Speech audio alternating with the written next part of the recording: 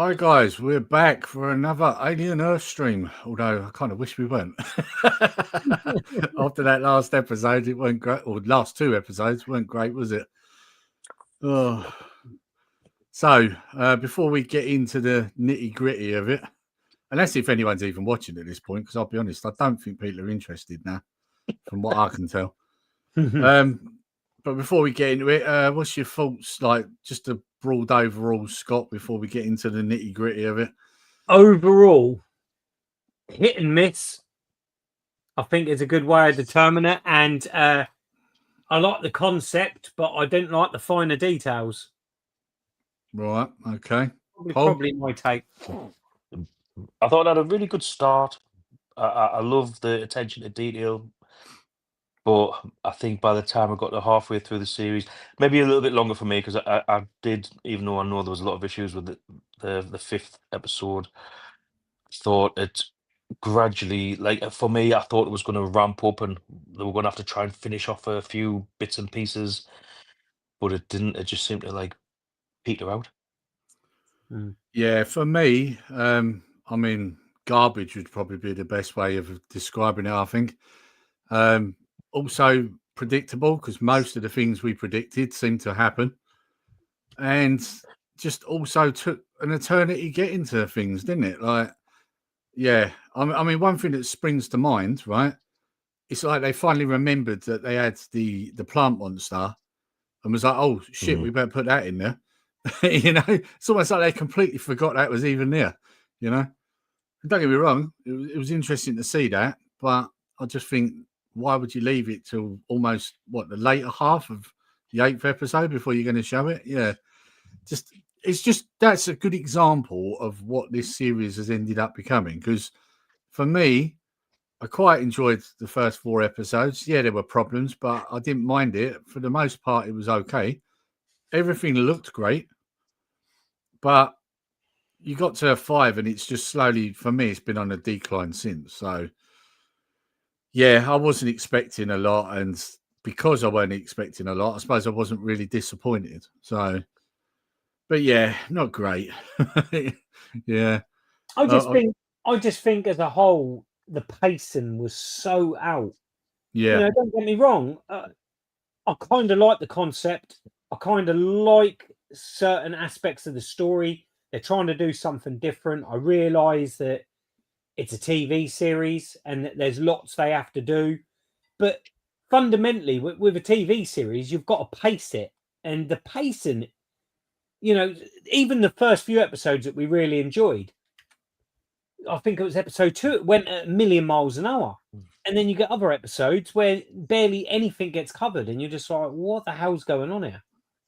Yeah. You know why I think that is a lot of the time, right? Is that I think a lot of the time these are scripts that are originally for films.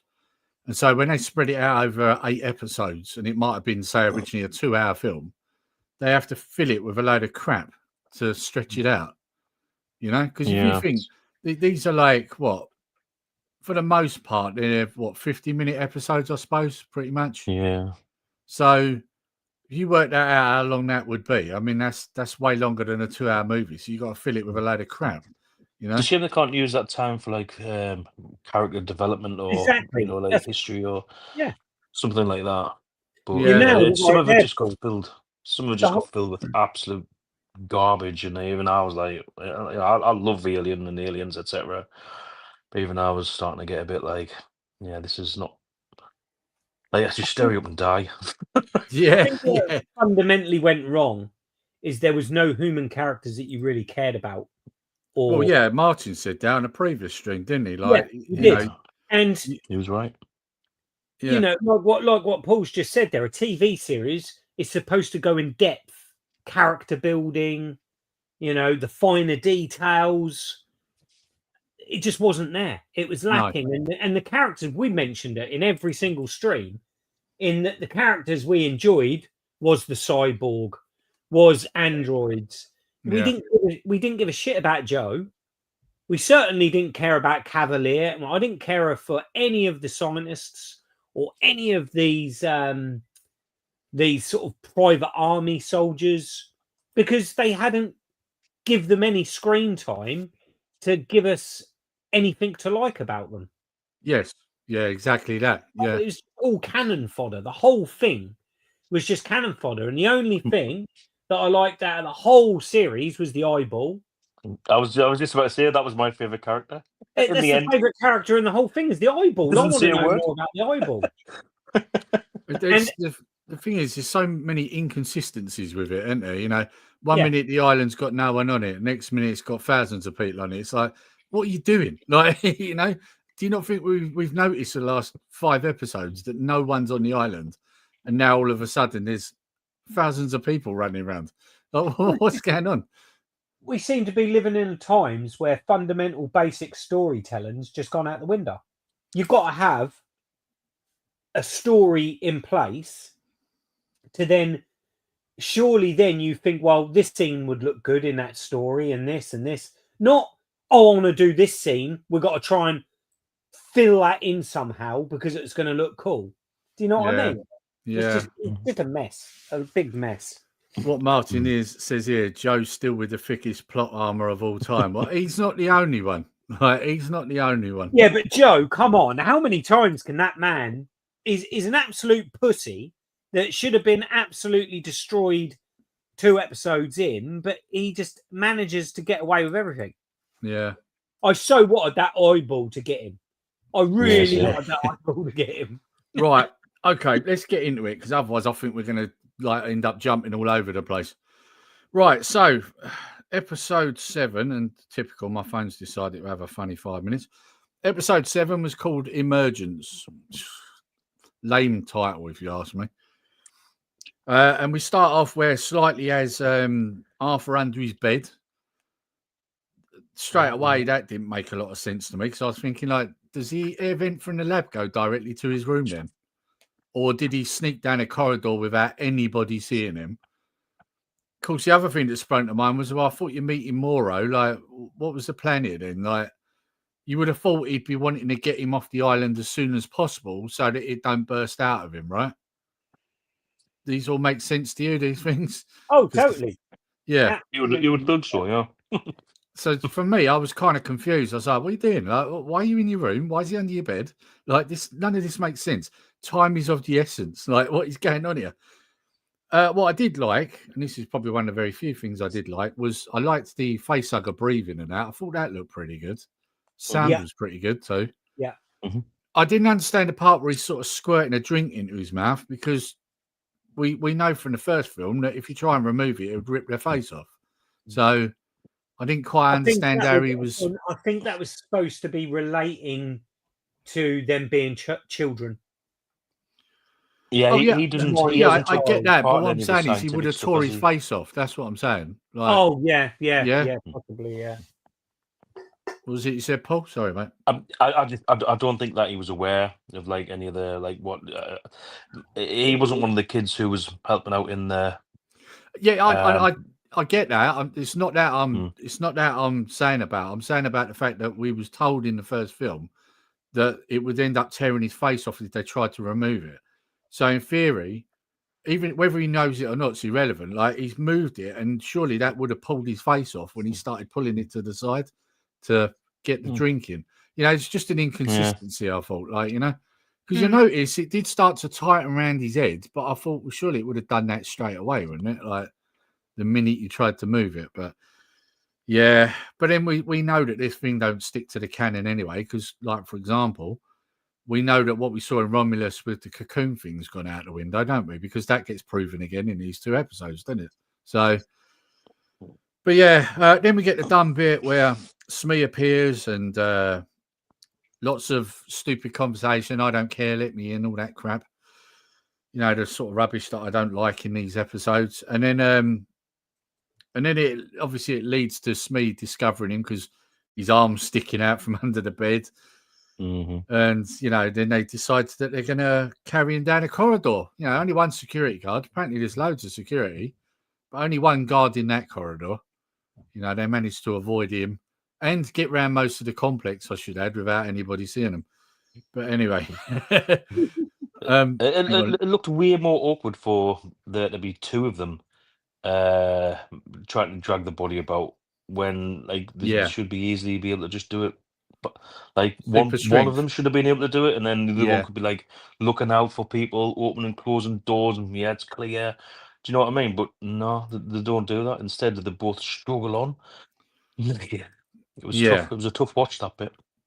Yeah, I mean, this is a thing, you know, it's these characters conveniently forget that they're super strong, but then they remember again in the key parts, don't they? Yes. It's amazing how that works, isn't it? Like, you know, 1 minute they're Superman, the next minute they need help carrying someone. Like, yeah, that was an inconsistency I've noticed constantly in this series.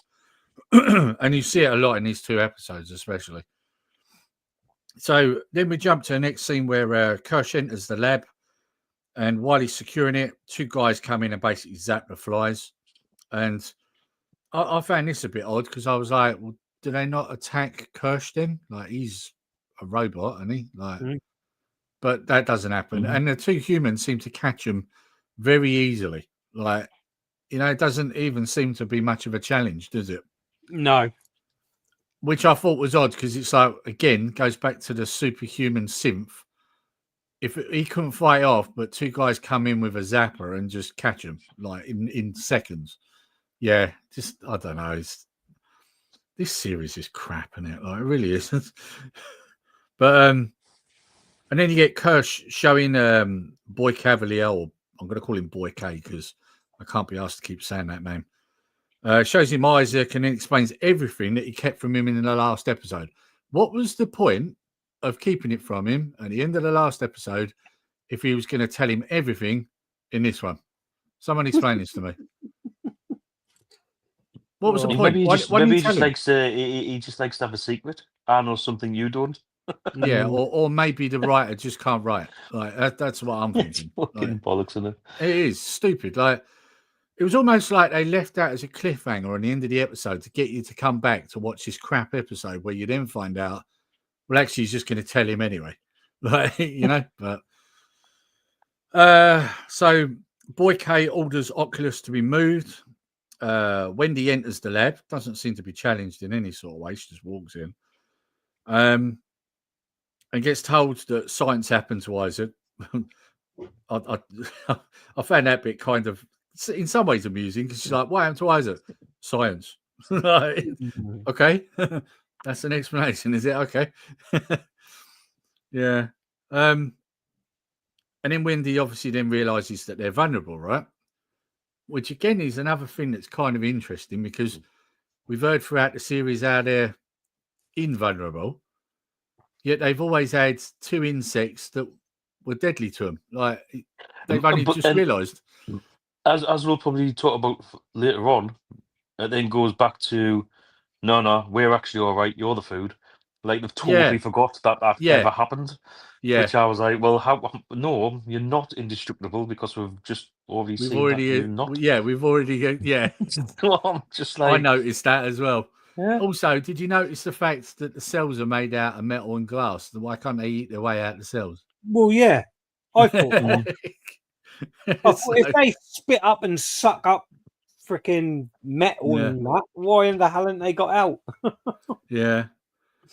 But this was the bit for me where she goes to leave, and we knew it was coming to this, didn't we? Right? She goes to leave, guards block her path, and so she calls the Xeno, didn't she? And it starts headbutting the glass, right? And Kirsten then realizes, you know, sort of like they both look, don't they? And they're like, "Oh, you know, that's not good." But then she goes out, and it's shortly after this when Boy Cavalier then says, "We need to track her," and he goes to look at the trackers, and then realizes they're all switched off. And I think one of you said it on the last stream we did. Why is there no alarm to tell you that the trackers are off? Yeah. You know, they've only just realised that they're turned off, you know? Yeah. Yeah, and it's obviously due to the lack of manpower. You know what I mean? There's nobody there. Like, well, apparently there's loads of people no there. But there's apparently loads of people there, Paul, because we find out in the next episode. They're running everywhere. Yeah, there's soldiers everywhere. Yeah. Apparently there's loads of people. That's what I mean. This series is so shit. I tell you, if they do a season 2, I seriously doubt I'll be covering it because I'm not interested. Oh, come really on. But it just means I I'll look be forward moaning to your about it. synopsis, though, Lee. Come on. I like your detailed The best bit. reviews. We want to see the torture. Yeah, and this was torture, right? When I had to go back and watch episode 7 again and then watch 8 again, because I like to watch them and then watch them again and do the notes, so that way I've got a good, And honestly, this was actually worse than watching 5 and 6 again. This was very torturous. I had a hard time watching these. I really did. So anyway, we get the next part. Joe drops in on Wendy, and he tells her, "Hang on, what have I wrote here?" Joe drops in on Wendy and tells her Arthur turned their trackers off, and then they need to leave. That's right, yeah. And Wendy obviously then starts going, "I want all the hybrids to come with us." Now, I did notice a slight problem with that, right? She wants all the hybrids to go with them. Did you notice how they conveniently forgot about Smee and Slightly, though? So she obviously didn't want them all to go, did she? Just the ones that she could see, Yeah, did she even ask where they are? I can't remember. No, that's the point. Yeah, exactly that. Oh, in fact, when they're in the cage, in the cell, she's like, I don't. The other last, the Australian sounded talking. She's like, I don't even know where you were. Like, I don't know what you've done or anything. Like, so yeah, it's not like they've got like any sort of remote view. It still amazes me though that they can look through the eyes of these characters, but no one watches them. All right, so the tracker doesn't work. Okay, we'll just look through their eyes. Yeah. Oh yeah, look, she stood at the graves, the Rattler graves. Yeah. Oh, they've got a guy with a face hugger on his face on a. Well, no, we're not coming to that bit yet, but they're getting them through the jungle, and all right, well, we can just find them that way. Like nobody seems to know. Yeah, exactly. For this guy, this boy here, to be so intelligent, it's like the old saying goes, but he's got absolutely no. Like he may be very intelligent, but he hasn't got like common sense. It's just like yeah. He's a bit of a moron. This plot has got more holes than Swiss cheese, isn't it? It really is. Like you say, they conveniently remember and forget things, don't they? So then we got Wendy drops in on Nibs and Curly and explains to them that Isaac is dead, it's not safe, and they need to leave, right? And Curly backs boy Kay and says she won't leave, but they make a promise she won't say anything, right? And then we jump to Wendy taking control of the xenomorph and releases containment, and she basically kills a load of innocent workers, which is very nice of her. Like that was the minute that happened, I thought, right, if you wanted me to care for this character, I now don't, because she's just killed a load of innocent people that were just doing their jobs. Yeah. Like, it's not like she set them on Boy Cavalier or Atom or Kirsch. No, she set it on a load of people that are just there, like janitors and stuff, just doing things. She just sets it out. And I just thought, like, yeah, I don't feel sorry for you at all now. You just slaughtered a load of innocent people. Like, I don't know who was writing this script, but if you want me to rally for someone, it's kind of important that they don't commit a massive homicide like in one of the episodes. Maybe we're seeing her evolve into the protagonist. I was then going to say that I think maybe these hybrids are not going to be the good guys in this, because especially how it pans out later in the finale is I'm not convinced now. Yeah, who we're supposed to be rooting for, I don't know. Well, that's the problem with this series. That's a problem. Confusion with it all. That's what's plaguing this series. Like, it's because you don't care about anyone and you don't know who you're meant to be rooting for. So ultimately, other than the fact that the plot is the weakest plot ever, you've got massive issues. Like, it's not good. I hope they don't do a season 2. Boy K tells Dame that Arthur turned their trackers off and that he never made the plane. Kirsch confirms footage and shows it. Should I say Kirsch confirms that the footage shows it. Secure lab breach alarm goes off, which is funny because it seems to be open for quite a while before the alarm goes off.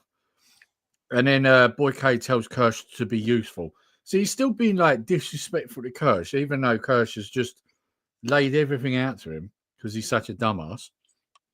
He's still disrespectful to Kirsch. It's like he's the only guy that's backing you at the moment, and you're still being an idiot to him. Like, yeah.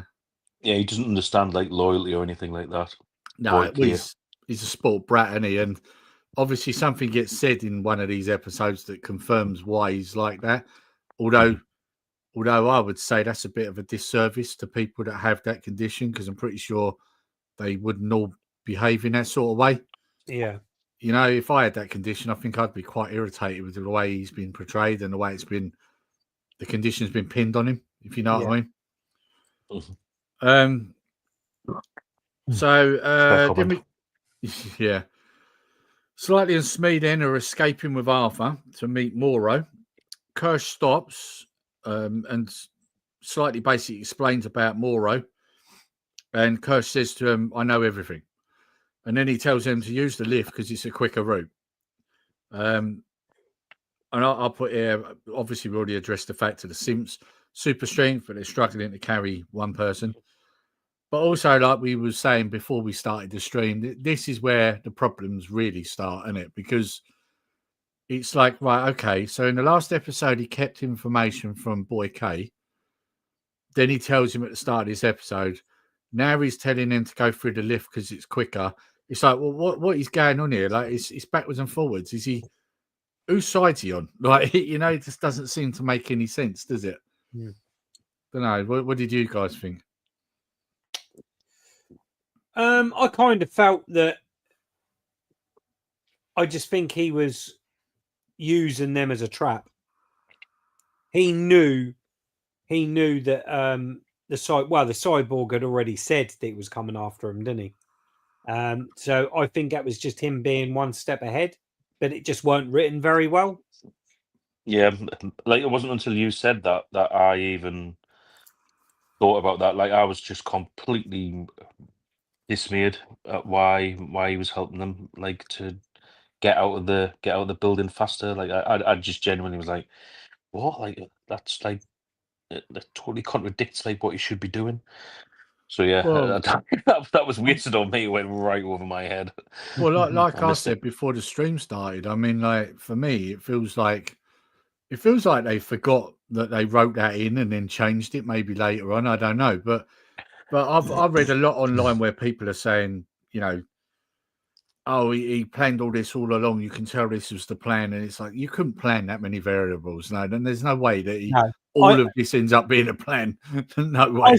I think because he knew the cyborg was talking to, I can't remember his name. See, this is how irrelevant it is because I can't remember any of the names. And Slightly. Yeah, Slightly. He was talking. He knew that the cyborg was talking to Slightly. He was listening in on it, and he thought, I can get one step ahead here and capture them all. And I think that's the plan. Yeah. I don't think it went back any further than that. I just think it was from the moment that he knew that the cyborg was going to come to the island and try and capture the alien.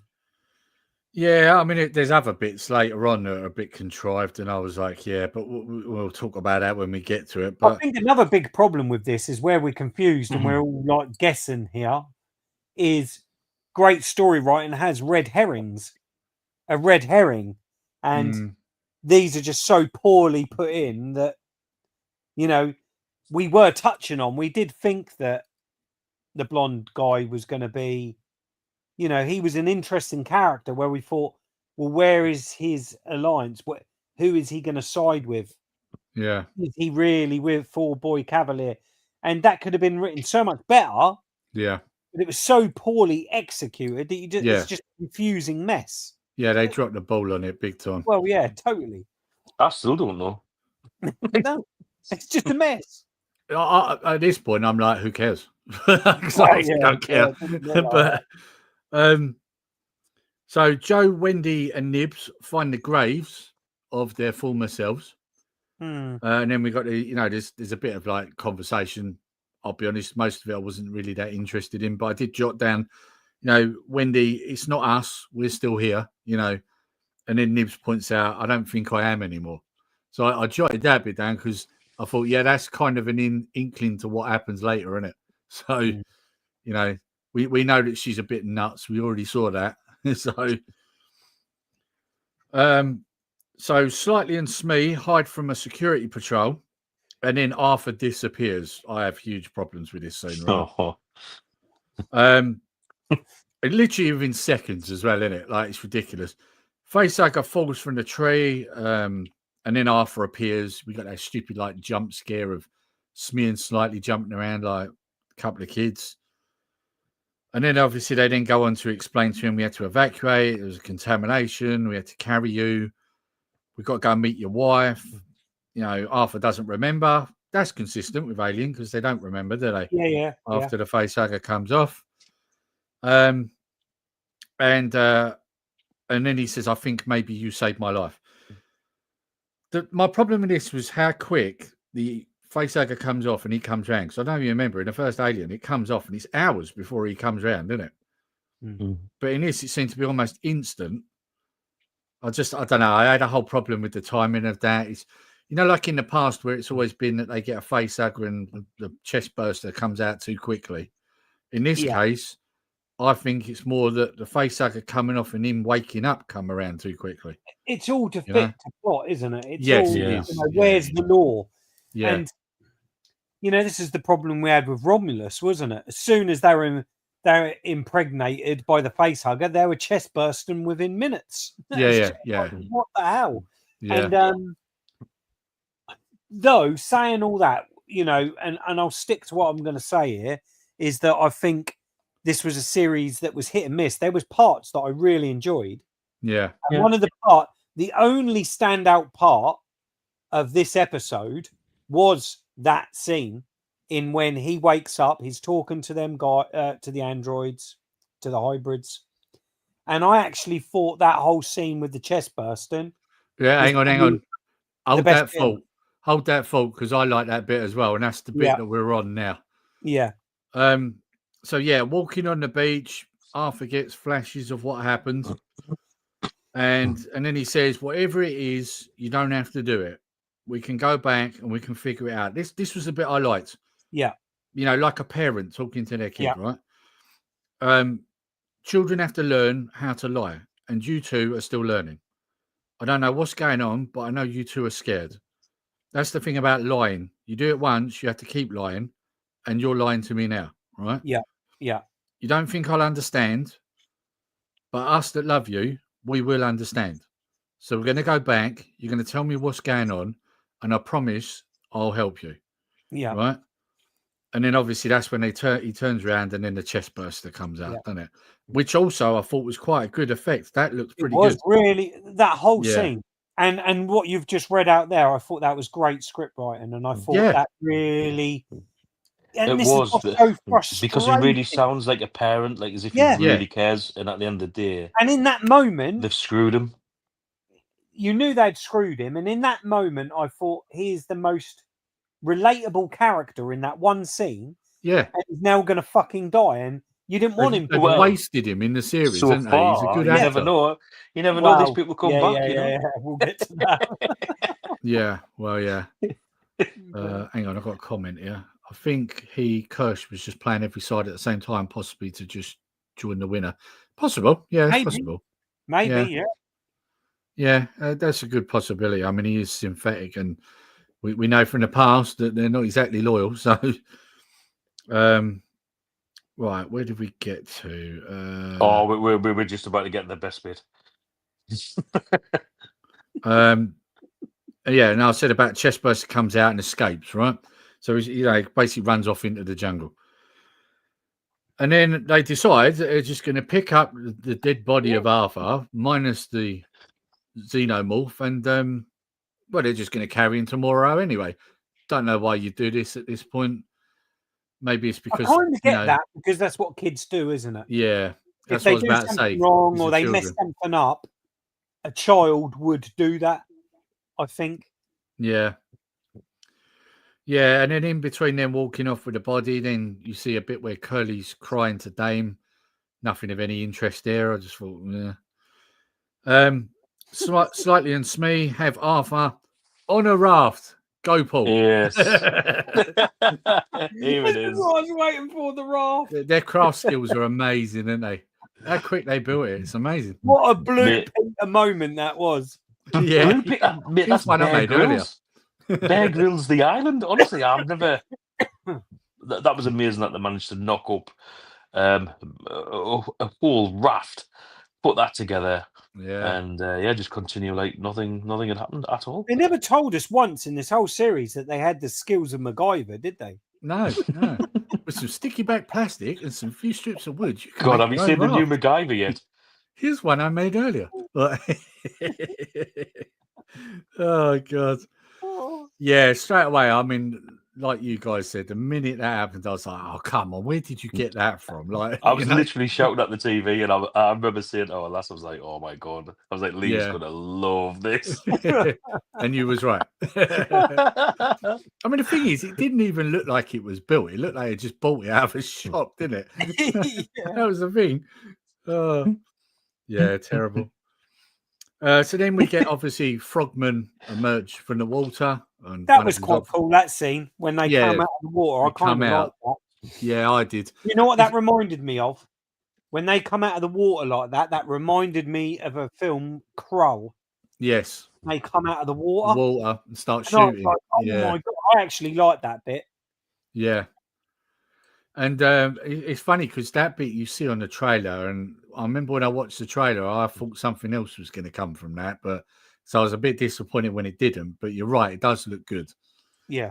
So yeah, anyway, they emerged from the water.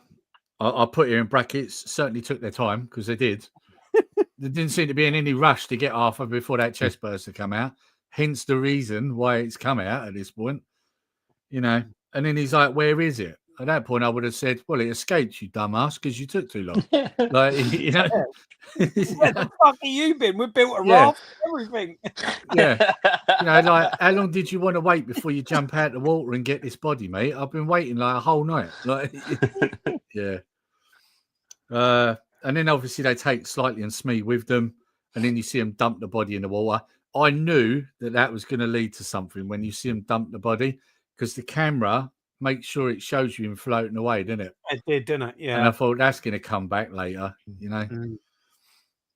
And then next scene, Atom tells Boy Cavalier the Xenos escaped through a waste pipe. I put brackets, not a very secure lab, really. Big vent, waste pipe, you know. If the lab was secure, then like, how did it get out of the lab and get through a waste pipe? Or is the waste pipe in the lab, which would then again not make it a secure lab? But we know this because there's a big human-sized vent in it. We saw that at the end of the last episode. So it's not really a secure lab anyway, is it? This, honestly, the more I think about it, the worse it is, isn't it? Oh, just bloody terrible writing. And then obviously he says that Wendy and the Simps have gone. And then he starts saying, the more we move to specimens, the less we can keep containment. I thought, wow, somebody's actually got a brain in this series. I was going to say, that was a bit of IQ there, wasn't it? Yeah. Boy K wants to talk to the Oculus because it orchestrated the lab incident. I think we're giving it a little bit too much credit at that point. It headbutted some glass. Come on. You know, it's not like it built a rocket or something. It just headbutted some glass. Like, it didn't, you know, don't get me wrong.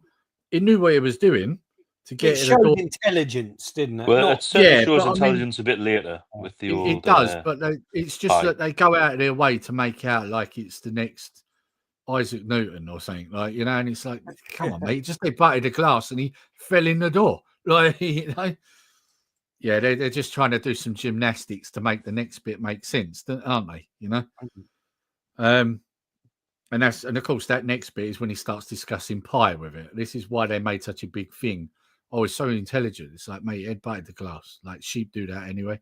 Like, did you notice its eye went in, like when he mentioned the word pi, its eye went into lots of little like slots. you know, like a Trivial Pursuit sort of like slices. Yeah. And yeah, he then, I mean, you know, it starts doing the numbers, stomping its foot, and then it craps on the floor. Some people like that, but I kind of thought, it's another Disney joke. Like, Didn't really feel Yeah, like there was a place for that, you know.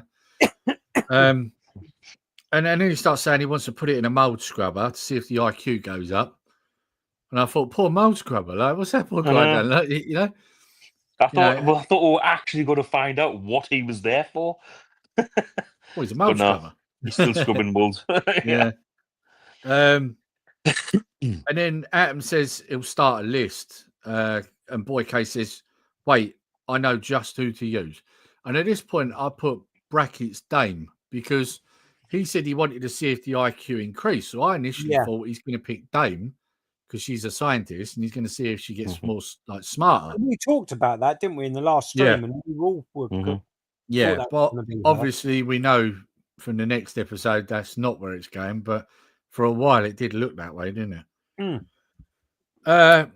Joe, Nibs and Wendy are ambushed by security because of course they are. Loads of security, I should add, that have just all appeared out of nowhere. Wendy calls in the Xeno because of course she does, and now she's calls in the dog. How to train your Xeno? Yeah. It jumps from the tree, kills them all, comes to Wendy, she strokes its head. I then put here brackets Jurassic World Blue the Raptor vibes. Yeah. That's what I got from this. You know, Blue in Jurassic World. Yeah. Chris Pratt stroking it on the head, you know, exactly the same. And then I put suit looks terrible in daylight because it does. It looks fucking awful. You can see it's a man in a suit. It just looks really bad. There's a reason why all the other things were shot in low light. Yeah. Because when you put loads of light on it, it looks terrible. And I just thought the suit looked terrible. Like the worst I've ever seen. There was some bad scenes, yeah. Yeah. If you notice, they tried to hide it with the shrubbery in places. Like when it's sort of moving around, they tried to keep it behind grass and stuff. But I do think as well, when it gets to this episode, and especially the last episode, I think they had used their budgets. Maybe. I think with the Xenomorph as well, like because normally that's like in a dark setting, the black works. Yeah. Now I noticed that this Xeno, it's got like its head is like a bit of a different color. Yeah, I thought it would have been better. It's more of a greeny color, isn't it? Like if they'd kind of done that with the rest of its body to kind of like not make it like a predator where you can see through it, but like use like an old-fashioned like camouflage, like like what some like animals like do.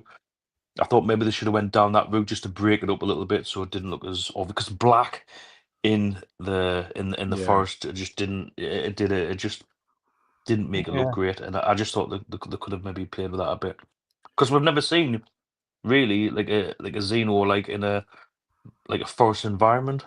Do you know what I mean? The thing is, I don't think it does look black. It looks brown. Yeah, I thought it was like a browny, you know.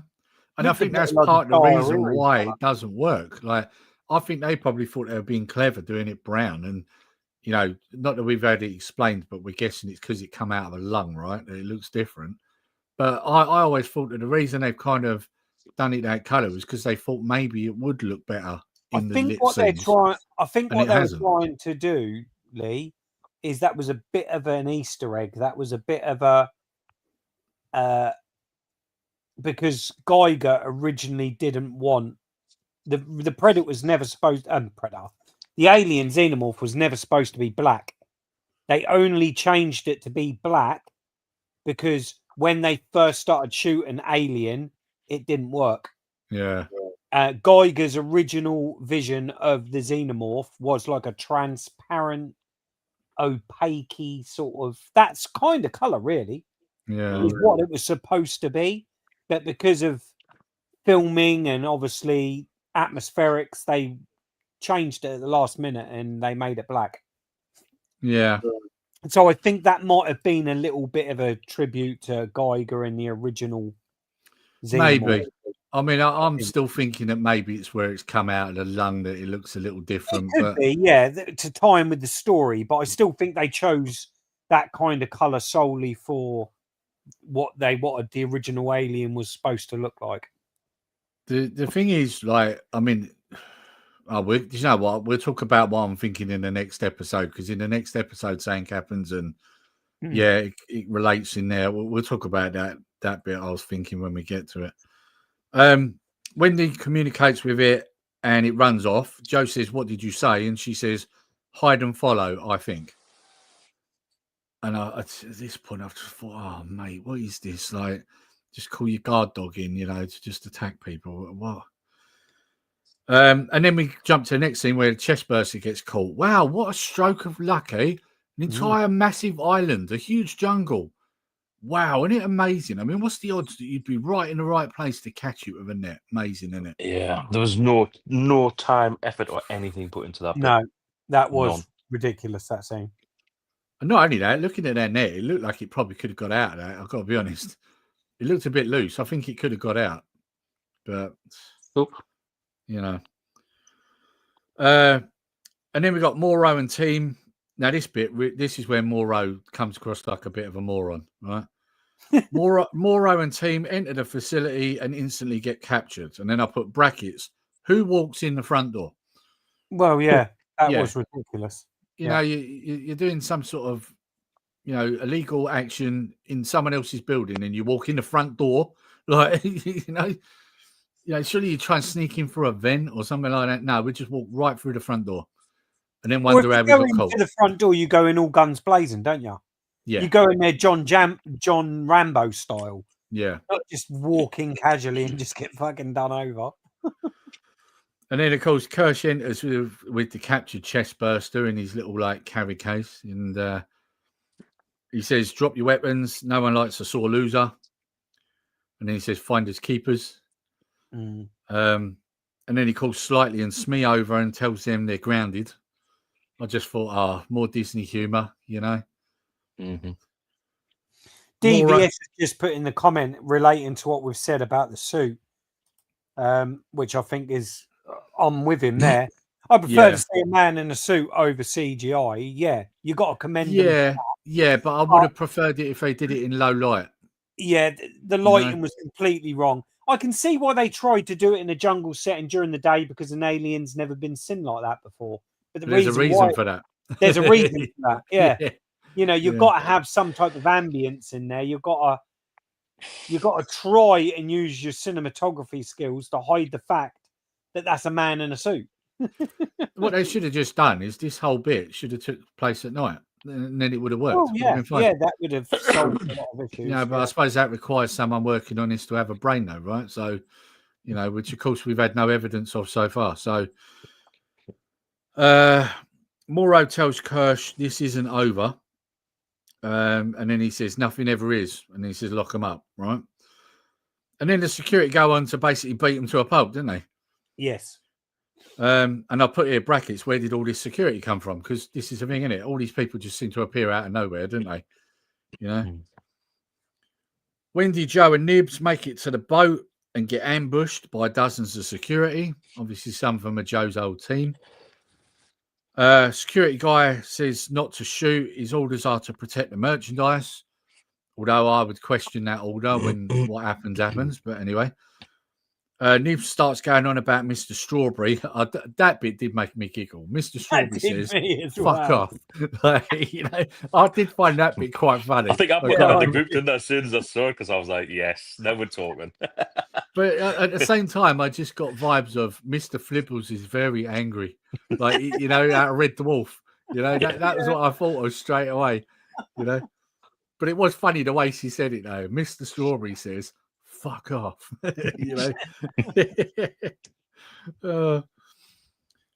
Security guy grabs it, throws it in the water, and then of course Nibs, I don't know, for some reason starts hissing like a cat and goes nuts, ripping the guy's jaw off. That was good. That thing was good. Yeah, but again, all of a sudden we've remembered that they've got superhuman strength. It's like they forget and then they remember, So I put here, Nibs then kicks the other female guard into the water again, showing her strength because she boots her and she goes cartwheeling into the water, didn't she? And while Wendy's trying to keep the other female down, the one with the red hair, the annoying one, And it's like, how many times are you going to hit her and kick her to keep her on the floor? Just knock her out or throw her in the water. Why? Did you notice how many times she hits her? Mm. And it's like, you probably could have just hit her once with your strength and just she'd be out. Yeah. Yeah. But no, she's like fighting with her because the plot requires it. And Joe stops Wendy calling Xeno because she goes to then call the Xenomorph, didn't she? And he puts his hand over her mouth. Female guard gets up, starts shooting Nibs, while Joe tackles other male guard, instantly getting overpowered because he's a bitch, right? And Nibs overpowers female guard and is about to finish her, while Wendy fights off the male. Joe zaps Nibs with taser gun. I mean, it's a mess, this scene, isn't it? It is a mess. Yeah. While the other 30 people just sit and watch. Yeah, they're all standing there, and it's like, why have none of you shot? I know he said, don't shoot at the merchandise, but the guy who said that is now dead. And not being funny, you're next. Like, would you not shoot at this point? I would. So... Sounds like the old PWD, the old Public Works Department, where you get like two lads grafting and everyone else is just stood around looking at each other. It's just the same, isn't it? They're like, oh, that's a shame that they're all getting killed down there. Glad it's not me. Anyway, what are you doing this weekend? No. It's just like no shit's given at all.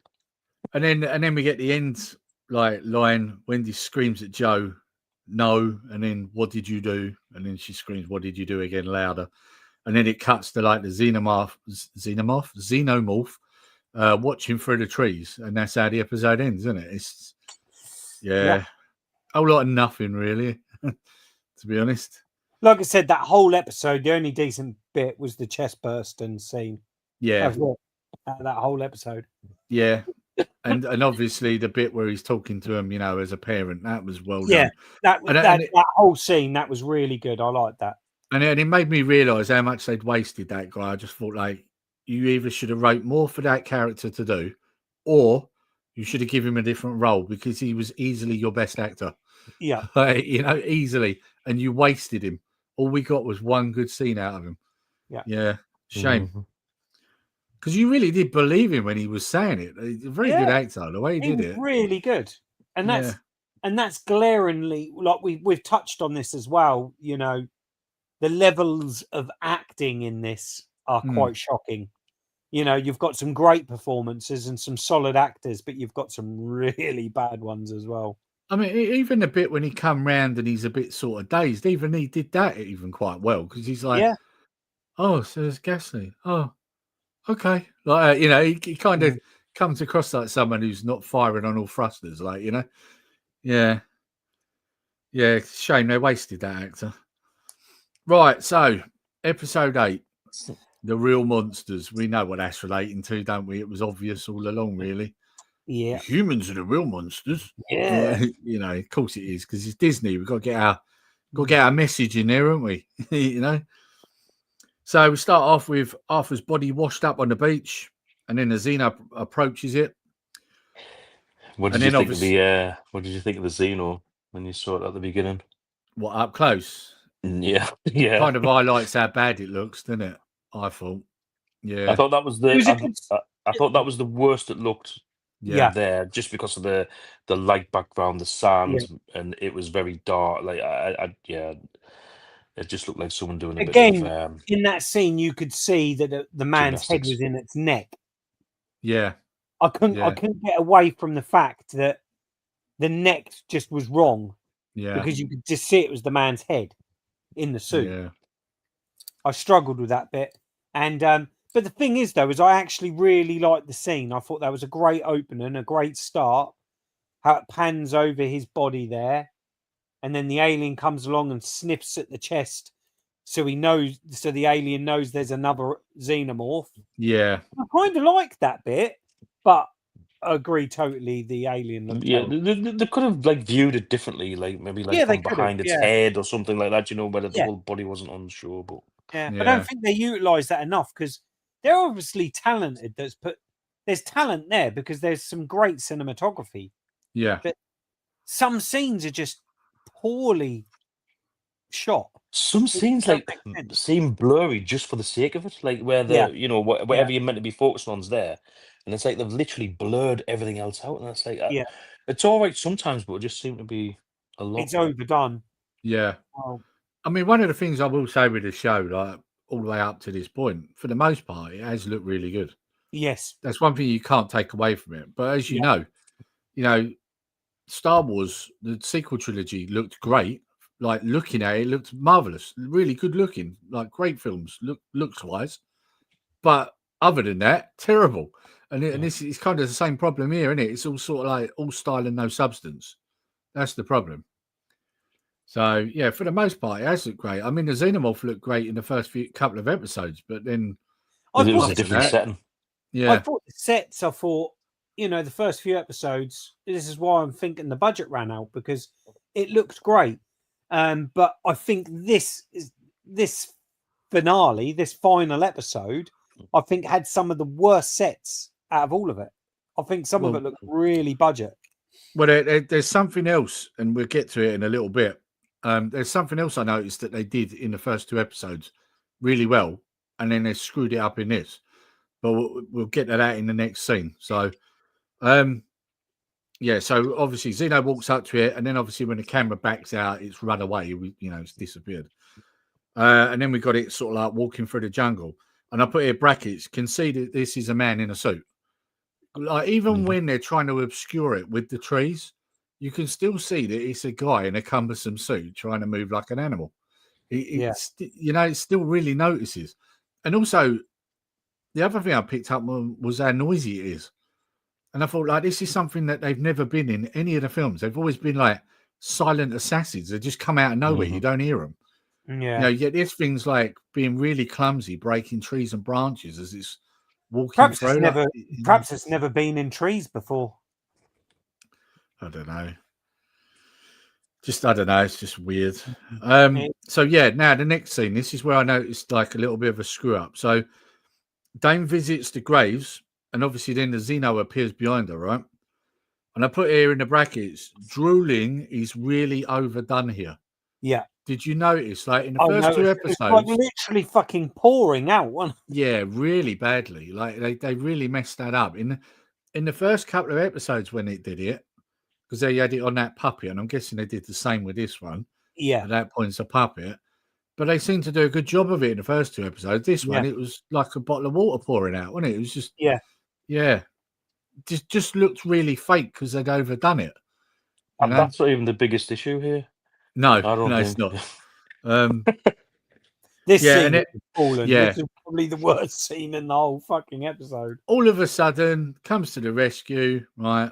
4 security team. Now I'm going to point out there's 4 of them for a reason, because we saw like 10 of them in the last episode try and take this thing on, and they all got tore to shreds.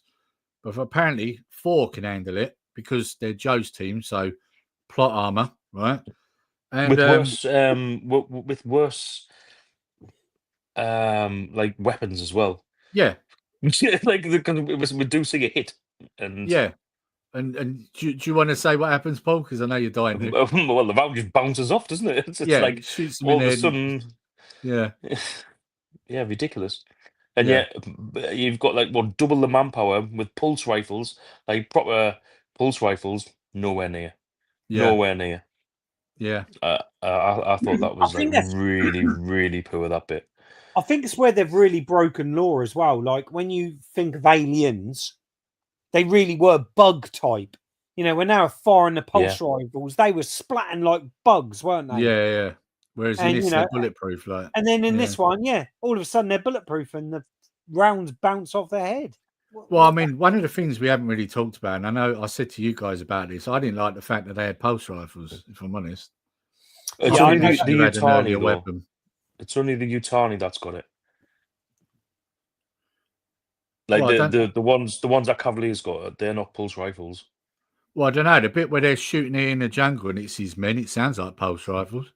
It might sound like it, but they're definitely different. The only one that's got the pulse rifles is the Wayland. They've got the pulse rifles. They look really similar, but they're not the same. And I figured because Wayland, like this is what 60 or 70 years before Aliens. Aliens, yeah. But I mean, I remember reading. I think it was more to do with Romulus. People were like, "Well, how come in the Aliens the Marines have got like pulse rifles?" And it's probably true. Like like the British Army's been using a weapon that was designed in 1939. Do you know what I mean? Like it does get used for a long time.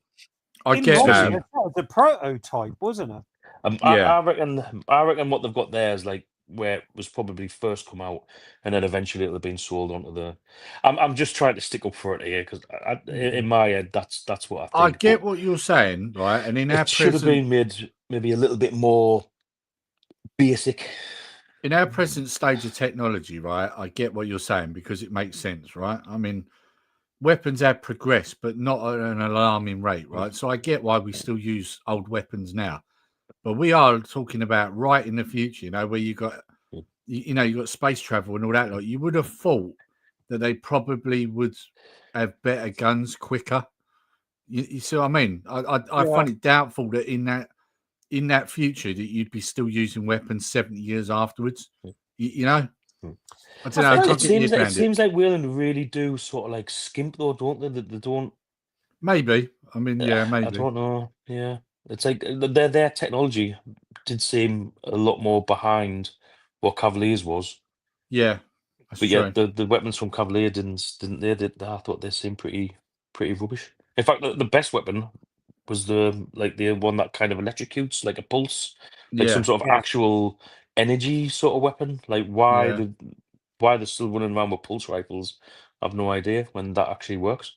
yeah, And but for me, it means that when Aliens happens, yeah. the norm that the weapons that they haven't got are not as good as another weapon that they could have took to LV-426. So Exactly. it just doesn't Yeah, fit in. That bit for me just doesn't fit in. yeah. Yeah, I mean, when we did the first stream, I said, like, wouldn't it have been handy Yeah, if the Marines had this in Aliens? Yeah, exactly. exactly. Yeah, you nailed it Yeah. right there and then. Right, then we move to Atom giving a briefing. Again, Atom, probably one of the fewer decent actors in this, I suppose. At times, there are times when he's not so good, but Atom gives a briefing. Comms are down. Think Morrow cut the underwater cable. Wayland are jamming the Prodigy satellites. We're cut off. Essential personnel have been evacuated. The hybrids are confined in one cell, or in cell one, should I say. But it wasn't designed for synthetics. Not sure if it will hold if they decide to break out. Zero containment on the adult xenomorph. Prodigy forces are sweeping the island, but they're running short of men because it keeps killing them. Containment is good on the other creatures for now, but we are understaffed and negative variables are increasing. And then he says, I think we should consider evacuating.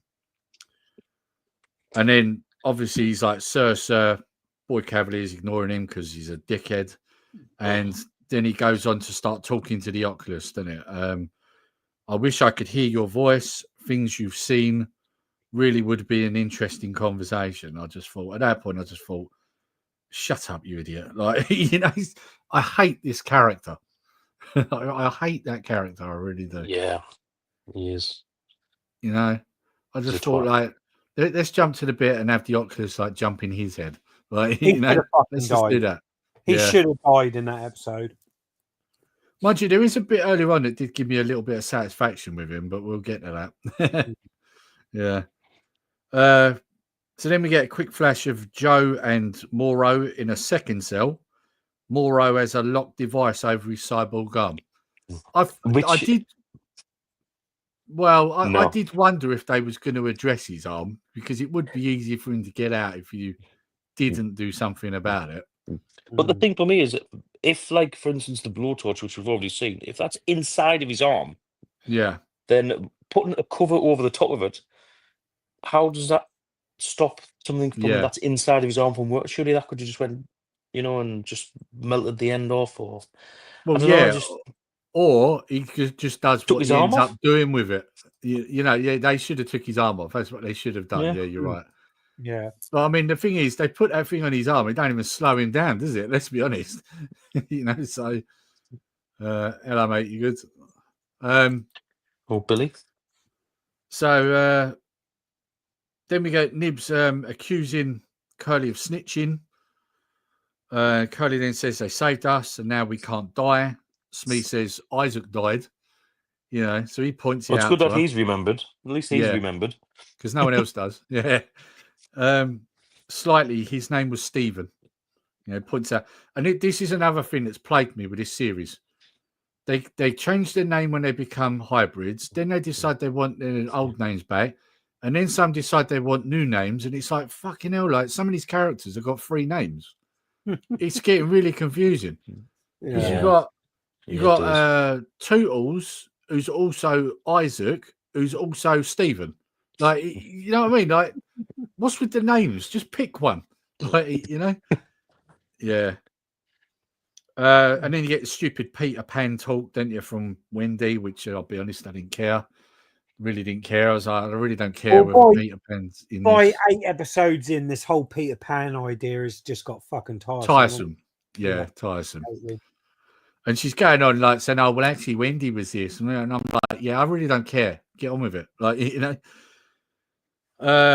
Wendy then does say something I did jot down. We're all in this cell because we can't be kids anymore, but they won't let us be adults either. Nib says we're all ghosts. Wendy then says, well, what do ghosts do? Smee says they haunt houses. And then Wendy says, all this time we've been afraid of them, but I think they should be afraid of us. And then I put brackets, definitely you. You slaughtered innocent workers. Yeah. Yeah, they should be scared of her. She's a lunatic. And then she obviously calls the Xeno to the facility, didn't she? And turns all the cameras off. So... and then we get another dumb scene from Boy K. Calls Kirsch and says the cams are down. Are the creatures tucked in? Everything is green on a separate power supply, he says. Utani are probably on the way. Kirsch lets on Boy K has ADHD, and this was the part I wanted to get to that I said earlier. I think this does a massive disservice to people who have that condition, because I don't imagine that they do, for the majority or even at all, behave like that. I'd be quite insulted probably if that was me and I had that, I think. Why couldn't they have just had him just be a sport little psycho? Like, that would have worked better, right? Yeah. Yeah. But Wendy jams the transmission. Boy K asks God how he feels about his eyes, then sends him off to find out them. I thought he's still being a dick even now, isn't he? Tells him to reboot comms and cams and to come find him. That's Kirsch. He says that to.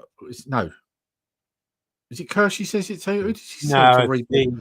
It's that guard, isn't it? The one. Yeah, in he the tells room. the guard. That's right. After he's asked him about the eye, innit? Just to be safe, I think I'll feed you to someone weak. He says to Oculus. And then I put brackets. Well, we know who that is because there's only one little bit, really. As soon as he said let's feed you to someone weak, I was like, "Yep, that's Joe." Yeah. But I thought the only other one is Boy K. The scientist. I thought it still could have been the scientist. I was thinking, yeah, you could put it in the woman, or you could put it in the brother. I don't know. I think you could accuse her of a lot of things, but I don't think weak could be something I'd accuse her of. I meant physically, like, because I think physically that's why they didn't put it in the guard, because he was like a little bit henched. You know what I mean? Like trained fighter, close protection. So when he said someone weaker, I thought he meant like physically, so that if it kicked off, do you know what I mean? He'd still be able to stand a chance, like physically, of defeating whoever they put it into. This question here, what's your opinion? I mean, like on the previous 3 streams we did, we've always said quite highly of Moro, haven't we? I mean, episode 5, he did make a couple of like stupid, dumb decisions, and you might even say the same in these 2. But for the most part, he's been a pretty good, strong character. I think as an actor, he's very good. Yeah, agreed. Day, can any act the script is given? Yeah, exactly. And I think his acting is good. And we've touched on like you said, every stream, that he was the one person that you actually had sort of him and Kirsch, wasn't it? Yeah, him and Kirsch are the 2 characters they're fleshed out a bit more, especially Morrow, giving him a bit of a backstory with his smarter. Yeah. And I just think, you know, you relate with him better. You wanted to see him be the anti-hero. Yeah. So yeah, no, I think he's a great actor. He's been really good. Yeah, it's just unfortunate in these last couple of episodes they kind of let him down a bit, don't they? Yes, totally. So then we get to security escort.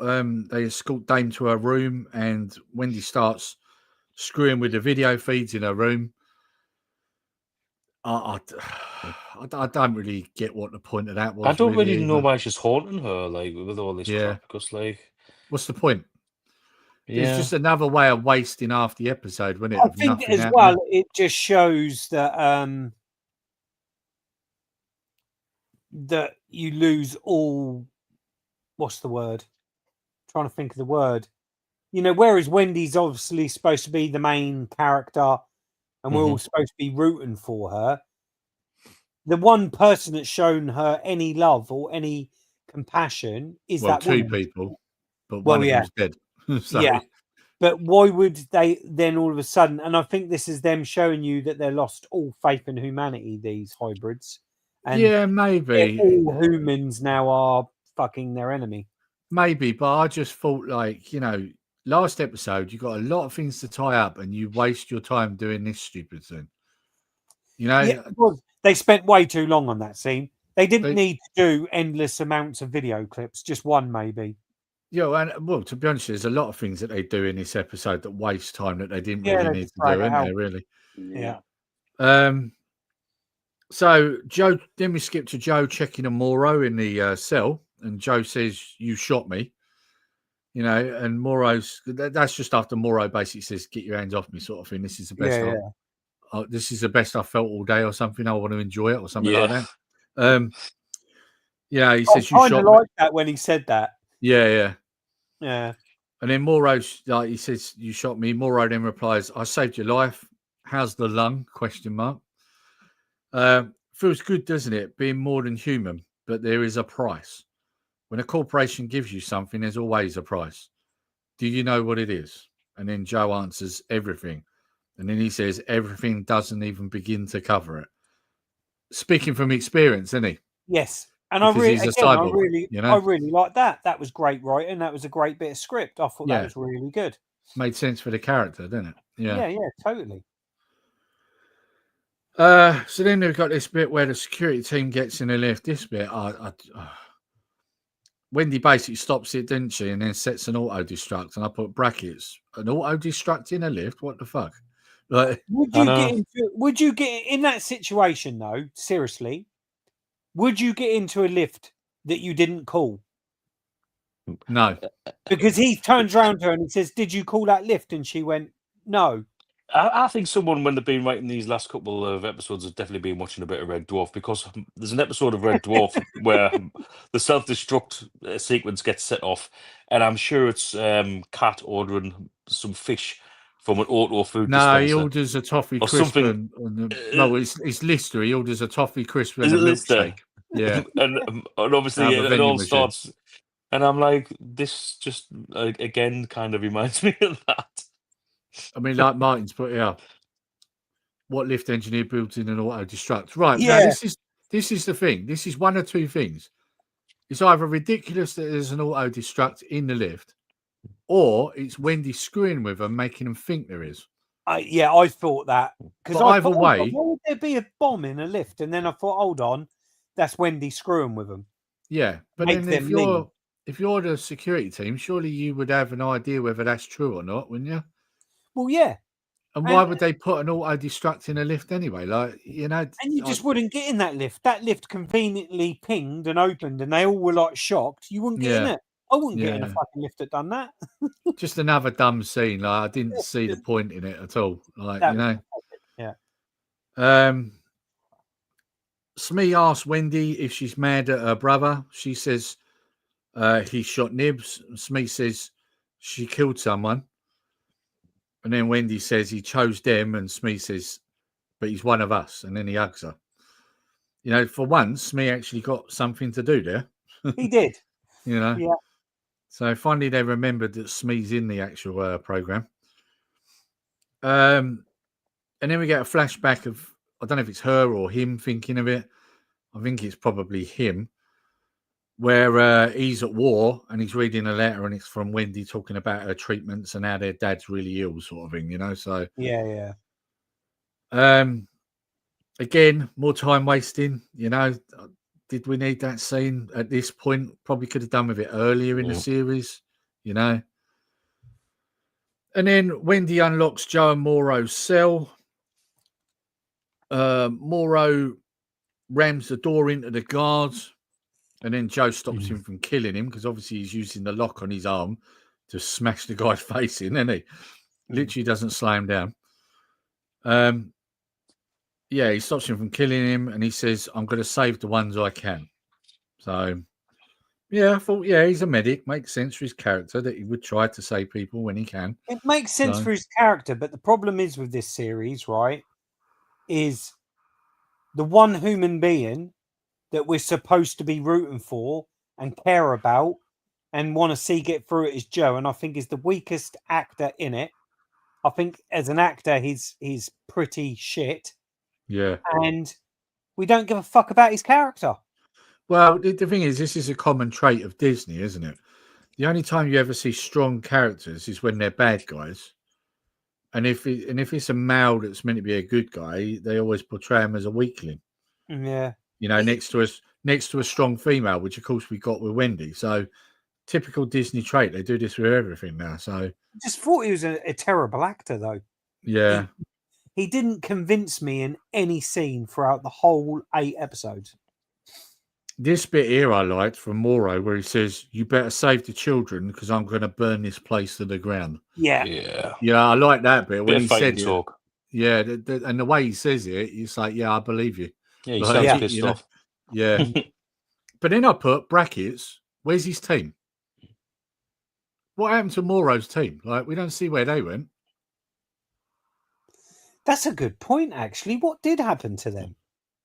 Apparently there's 2 cells. We don't get told there's a third one, but they've disappeared. I think they escaped. They built a raft and escaped. No, they got the escapable island, but they got on a boat, don't forget. Yeah. that's probably what they found an air vent somewhere. We heard that in the last episode, didn't we? It's an escapable island. No one comes in or out. Well, how did you get here then? Like, you know? Apart from all these hundreds of people, spaceships coming through the water, boats. This is the other thing, isn't it? You know, no one comes in or out, but, you know, frogmen do. Just literally walk onto the island. You know, nothing stops them. Yeah, dumb. Then we got Kirsch in the lab soldering saying, now, I don't know if you noticed, did you pick up on the fact that outside the lab where Kirsch is, there was 2 guards outside? Yes. Something obviously happens to them because Morrow happened. You see something go past, didn't you? Yeah. Well, Morrow walks past. That was. Morrow walks past, but you don't see what he does to him because at first I thought he killed him and it's the blood on the glass, but then I realised no, that's the blood on the inside from when the Xeno killed the staff earlier on. Yeah. So yeah, obviously he's took them both out, but he's done it really quietly, or has he? Because as he walks in, obviously Kirsch just turns and fires at him, doesn't he? Yeah. So, which bounces off of Morrow's arm. What do you think he was working on there? I don't know. I wondered that. See, now, the shot, when that panned into that scene, it showed, I can't remember his name, the one that died by the flies. Isaac. Oh, yeah. It showed Isaac, and I wondered if he was making something to revive Isaac. I wondered that, yeah. Because he was soldering them things, you know, them like weird. You see him in all the Alien films, what they hook up to the androids. Yeah. Looked like he was soldering a load of them together. Yeah. Yeah. And I've got to be honest. Wondered if he was trying to reboot Isaac. I did wonder that myself, but when it then backs out, you can't really see anything that gives you any indication, can you? No. But I did wonder that if maybe that's what he was trying to do. But obviously, as he shoots at Morrow, I thought this bit was good. Like he actually uses the metal arm to deflect it, which I thought was pretty cool. Yeah. But of course, it hits the glass on the plant containment unit, doesn't it, and chips the glass. And then they have a fight. And I'll be honest, I wanted this fight to be a little bit longer than it was. I thought it was over a bit too quickly. It was a good fight. I liked the It scene. was. I thought it was really well choreographed and put together. But yeah, I was the same as you. It was over too quick. My other It felt problem, a bit WWF to me, just with Yeah, a bit of a that's what I was about to suplex say. and through a table and Too much throwing, right? yeah. When they're always trying to make like whenever they're trying to do things in these programs where they don't want to kill either character, you'll notice that what they do is they don't have them do anything that's likely to kill them or really hurt them. So they just throw them around a lot, and you saw that there. They're just chucking each other around, didn't they? Yeah, it did look very, like you say, WWE. Yeah. But I kind of liked where it went. Although, if I'm honest, I actually thought Kirsch would probably get the better of Morrow. But yeah, I did as well. I thought so too. Yeah. I was kind of surprised how it went, because you would have thought his reflexes would have been quicker, you know? Yes. Thought there was a little bit of like an almost a Bishop moment as well. With his legs weren't working and he was like pushing himself like backwards. Yeah. I thought it was very reminiscent of totally. when they're back in the Sulaco towards the end of Aliens. Even the voice when he was talking and his voice went a bit bishopy, didn't it? Yeah. That sort of like what's the word? Where it was kind of went a bit more computer sounding, didn't it? Yeah. Well, what I liked though is what Morrow says to him, right? Because I know this story that he says to him. This is an old. I don't know if they class it as a folk tale or whether they class it as real fact, but he says to him, "Do you know the story about John Henry and his £10 hammer?" Yeah. Yeah, and I know this story. All night long he drove that steel, fighting a machine that could dig deeper and faster. What he's talking about is, back in the day, he basically outdid a automatic machine that was laying track, and he outdid it. So like I say, I don't know if it's a folktale or whether it's actually fact, but of course the end of the story. Oh, I've not heard it before. He was actually a black man, which is one of the reasons why it's such a famous story, because obviously in them times they weren't seen as I suppose like they wasn't seen as equals with white people then, so it's quite a famous story, So yeah, he says all night, fighting the machine, dig deeper, faster. In the end, man will always win. It's a question of will. I liked that bit. I thought that's quite good, Yeah. But then he comes back with, didn't John Henry die of exhaustion? Which of course he did, like in the story, right? And then he says, well, I'm just getting started.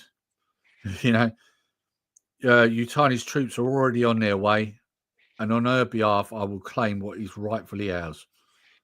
And then, of course, the glass breaks and the plant escapes, which distracts Morrow. And then Kirsch manages to basically trip him over and then get him in a chokehold, doesn't he? And choke him out, Doesn't kill him. Doesn't kill him, even though he could have. Yeah. Could have killed him there, can he? Yeah. Mm-hmm. Yeah, so was that plot armor, I wonder? Maybe. Plot armor. But then when you look at what they actually do with Morrow in the end, it's kind of like, well, what was the point? Like, if you was planning something. But so then we got Boy K heads to the Simp cell and Wendy calls to Zeno again.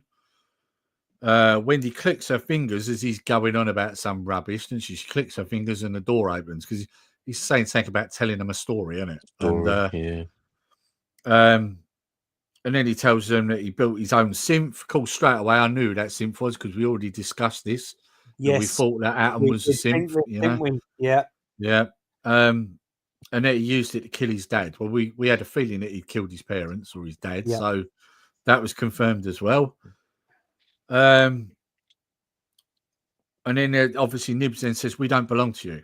And then he says, of course you do. You're floor models and you're fucking it all up. And then Nibs goes on to basically kill the guard, and she's just smashing his face in, basically. Yeah. And brutal. And Wendy tells Boy K to run as they walk towards him. Basically they're going to play a sadistic game of hide and seek. This bit for me started to get a little bit interesting. I've got to admit, I was like, was like, oh, okay, we're going to see like them just ruthlessly killing people now. Which is, I thought, what was going to pan out. I actually really liked that bit, and I thought, here we go. This is now going to flip the coin. Explode into action. You ain't got to worry about the aliens. Yeah. You've got to worry about them because they're going to go around and massacre everyone. But then they basically say, oh, we're going to, you do this, you do this, you do this, and they'll split up and do their own little assignments, don't they? Yeah. Which, again, kind of worked because, they've wasted half the episode with a load of crap. So they had little time. So I suppose you split them up and then everything gets done, doesn't it? You need to start to tie up, although we could say there's a lot of loose ends still at the end. But anyway, Atom takes Joe to Boy Cavalier's room. And then I put brackets, obviously, to get the Oculus implanted in him. That was obvious before it even come down to it. Yeah. Mm-hmm. And then we hear security guys getting killed by the Xeno while we see Nibs standing behind Dame, who then smiles at her when Dame notices she's there. So it's like, right, okay, so that's her dealt with now. But yeah, the funny thing, I even made a note in the next bit. Well, actually, I'll say it when we get to it, right? Slightly and Smee find Kirsch and he tells them to tie Morrow up. The bit I missed off these notes was the bit he says to him before that, where he's like, "Where was you 10 minutes ago?" Like, I thought that was funny. That was quite funny. That was. Yeah. But then he says, like, tie him up before he wakes up, and then they start tying Kirsch up instead, didn't they? Yeah. And then Morrow comes round, and tells him he didn't kill his mother, and slightly just knocks him out, doesn't he? So, and then I put brackets. Surely Morrow should have brain damage by now. Like, how many times has he been hit on the head or took some severe punishment? Isn't he? Yeah, like surely, like, are we meant to think he's got a cyborg head as well? Because I thought the makeup on his eye was quite believable. It looked that really was good, actually. It really looked like his socket had been completely smashed, didn't it? Yeah. Mm-hmm. So then Joe enters Boy K's room. This bit got me. He walks in. You can see that containment thing's open. Why would you continue to walk in? Exactly the same. As soon as you walk in that room and see that I'd be like, fuck this, and get out of the room. Mm-hmm. Yeah, stupid. So anyway, he basically gets in a fight, doesn't he? He fights it off. I then put, why didn't Oculus escape out of the feeding chute if he can get in the box through it? Because he jumps and knocks himself in, and and I thought, how ridiculous. He could have got out of there the whole time then. Why didn't it? Yeah. And then Wendy burst through a panel of glass, which, where does this glass go? Where does this glass go? Yeah, exactly. Just in the nick of time, she appears, doesn't she? There's a door going out of the corridor, but wherever she come from was on the side. It wasn't on the corridor. So, just how do you get there then? Like, Don't worry about that. Don't worry about that. Nothing to see here. Just another plot contrivance. Yeah. Like, nothing to see we here. Just want it to look really good of her smashing through some glass. Yeah. Basically she disables the Oculus, gives Joe his gun. Then Atom obviously comes in, attacks him and Wendy. But then he starts saying, basically, I told him it was a waste of technology. A eternity of are we there yet? I thought that was quite funny, actually. Yeah. Wendy kicks Oculus away from Joe and it escapes. You see it go through a hole, don't we, in the floor? Because obviously it makes another run at him while she's fighting Atom, doesn't it? Then she somehow freezes Atom, like without touching any technology, no screen, nothing. She just does this with her hands and he stops. You can see his eyes are still moving. And basically Joe says, like, how'd you do that? And she said, well, he's on the network, and I can control anything on the network. So, it's like, okay, so now you can stop Simps as well. Okay.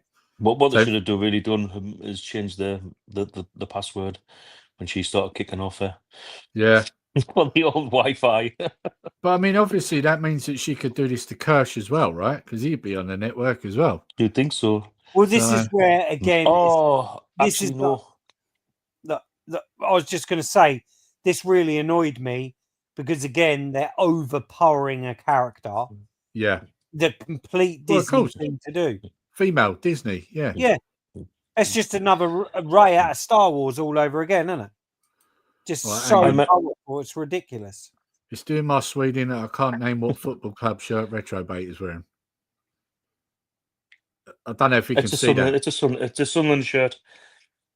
It's our Sunderland shirt. It's an away shirt, so it's not red and white stripes. It's the blue away shirt. Oh, hang on. What's yeah, that's a good point. She basically became Neo. Yeah, he's right. He's right. Yeah. I don't know. But it was just ridiculous. If she had that power, this fucking whole thing needn't have happened. Yeah. What I remember before, when I can't remember who Cavalier was talking to, but I think it was about when he was saying he wants like a more intelligent conversation. It might have been the female scientist. Yeah. And they mentioned Atom, and he did say, well, he hasn't got that insight. He just looks like at the internet or whatever, and then picks up like from what other people in history have said. So I think he was specifically on the network, whereas I think Kirch is more of like a standalone because he obviously goes out and goes on missions and stuff. He's talking about Kirsch when he says that. Are you sure? I thought it was Atom that he was saying it about. No, it's Kirsch. It's definitely Kirsch because my mistake. There's a comparison made between the hybrids and Kirsch, and that's when he says it. Oh, right. Yeah. Because he basically says no, he's just a machine. He works on variables and calculations. You know, that's what he's basically saying. There's another part where they're talking about Atom though, and it's like his insight comes from. At no point have they mentioned that Atom is a synth of any kind. Not until now. Okay. Even though we guessed it, because we did guess it, didn't we? Because of the way he talks.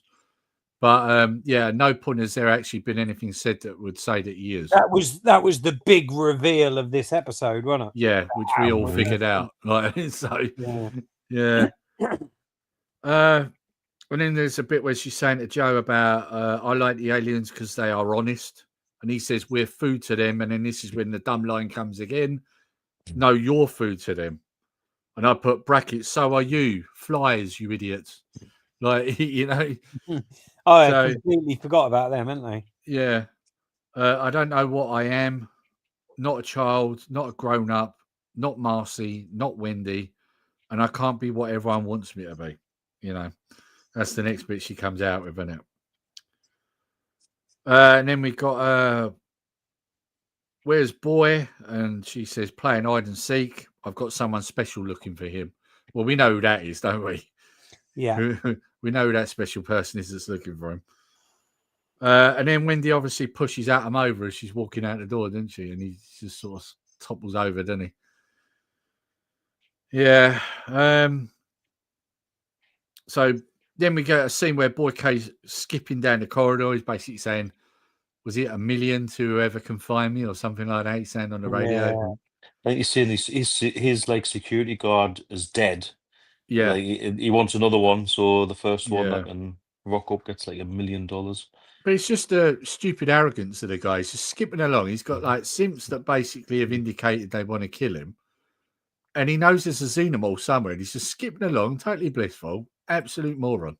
And of course, he skips right underneath it, don't he? And we get Wendy and Joe walking behind as security come in behind Boy K. And then obviously the Xeno sets the Xeno onto security, didn't she? But again, this was another bit where you saw the Xeno drooling and it was overdone again. Mm. You know, for the second time this episode, they overdone it again. And you could see it was fake. But what I would say is what they did learn was, oh, that's right, lower lighting is better for the Xenomorph. Because it did look better in that lighting, didn't it?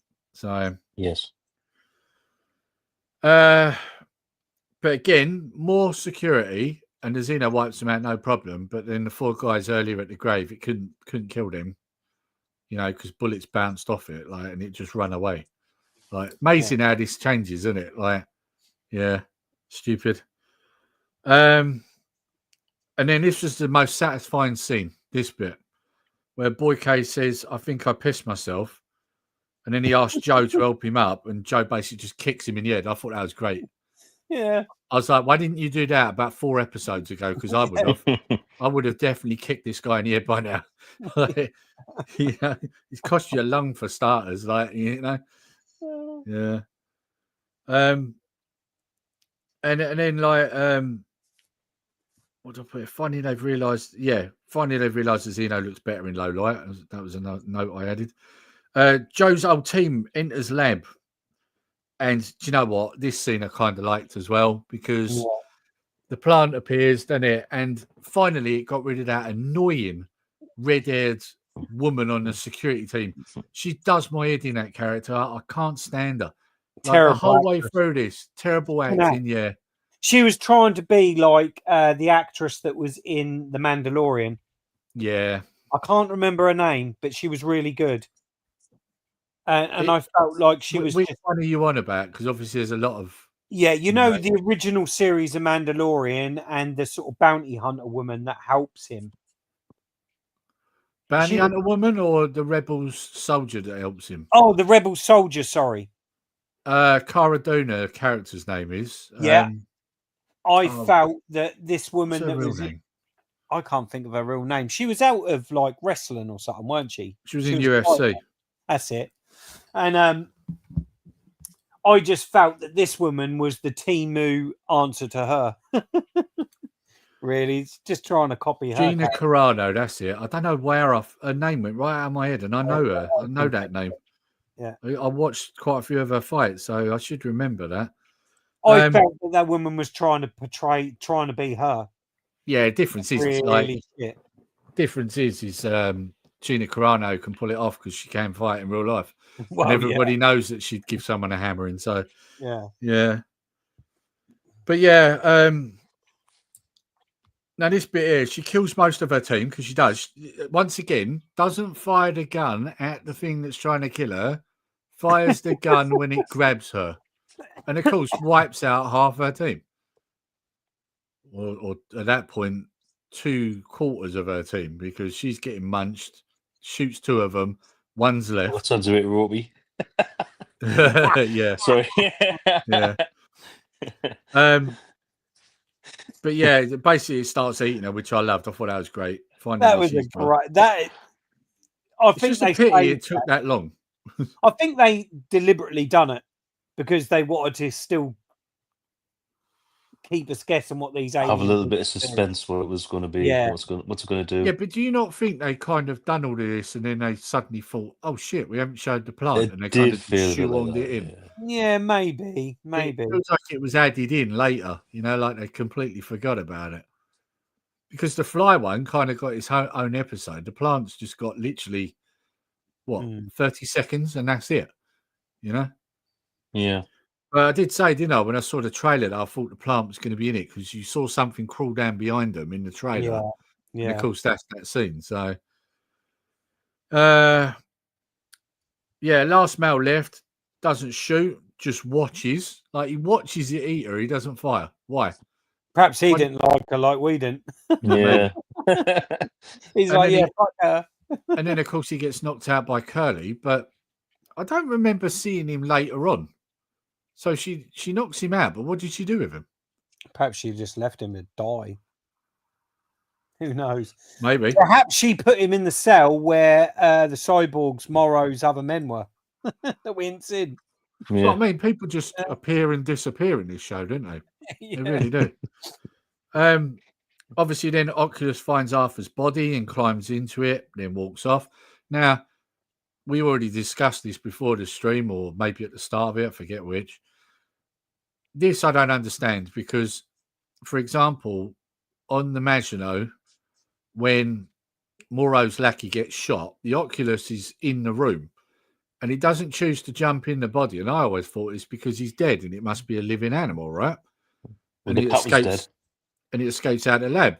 So that's why I was surprised when you didn't see it climb into a dead body, Arthur's, and get up. And I thought, well, why didn't you do that on the Maginot then? I don't know. I wonder if they wrote themselves into a corner there and they thought, well, this is the only way to get out of it. I don't know. Then we see Yutani ships on the way to the island. And then it jumps to Kirsch, Dame, Boy Cavalier, Atom and Morrow all are in the cell tied up.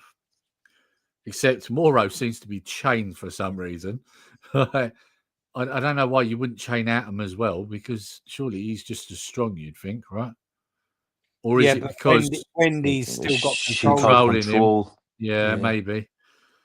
And Wendy tells Boy K he's a mean, angry man that hates everybody like his dad. Because obviously we had that scene earlier where he says about killing his dad. Slightly tells Wendy that the plant monster and the Oculus have got away, but they can't hurt us. And then all the Simps and Joe, plus both the Xenos, surround the cell.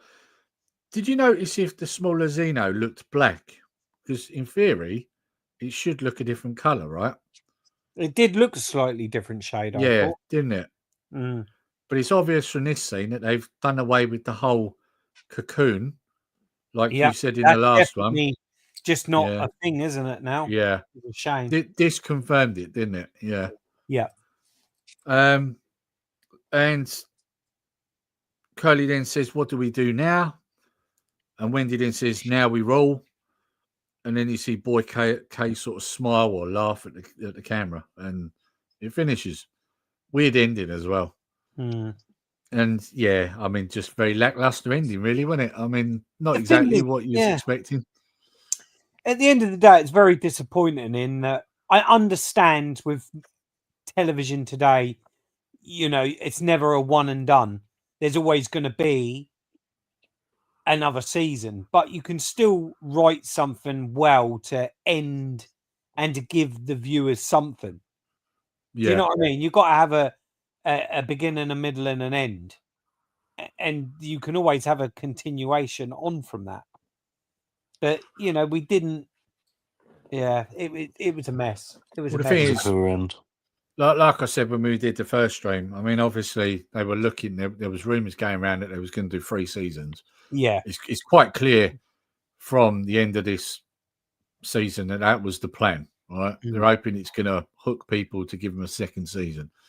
But again, like I know this explains why they've crammed so much into season 1, so that they can justify needing another season. This is why they've done it. But yeah, unfortunately, it just doesn't work for good storytelling, and the writing's terrible anyway. So you probably lost most of your people that were watching this. I mean, I'll be honest, I don't want to watch a season 2 of this. Maybe if you guys, I'm definitely up for another season. I mean, if you two still want to do the stream, then maybe then I'd watch it. Yeah. No, well, there's a lot of questions that haven't been answered. But otherwise, I wouldn't even bother. Like if I was just watching this and not doing this, I would not even bother at this point. There's still enough. I didn't dislike this season, this series enough to say I wouldn't watch the second. There was stuff I really enjoyed about this, and relating back to the early episodes, like what you said, they're enjoyable enough. Yeah, they all had their faults, but there's some great cinematography. There's some great acting.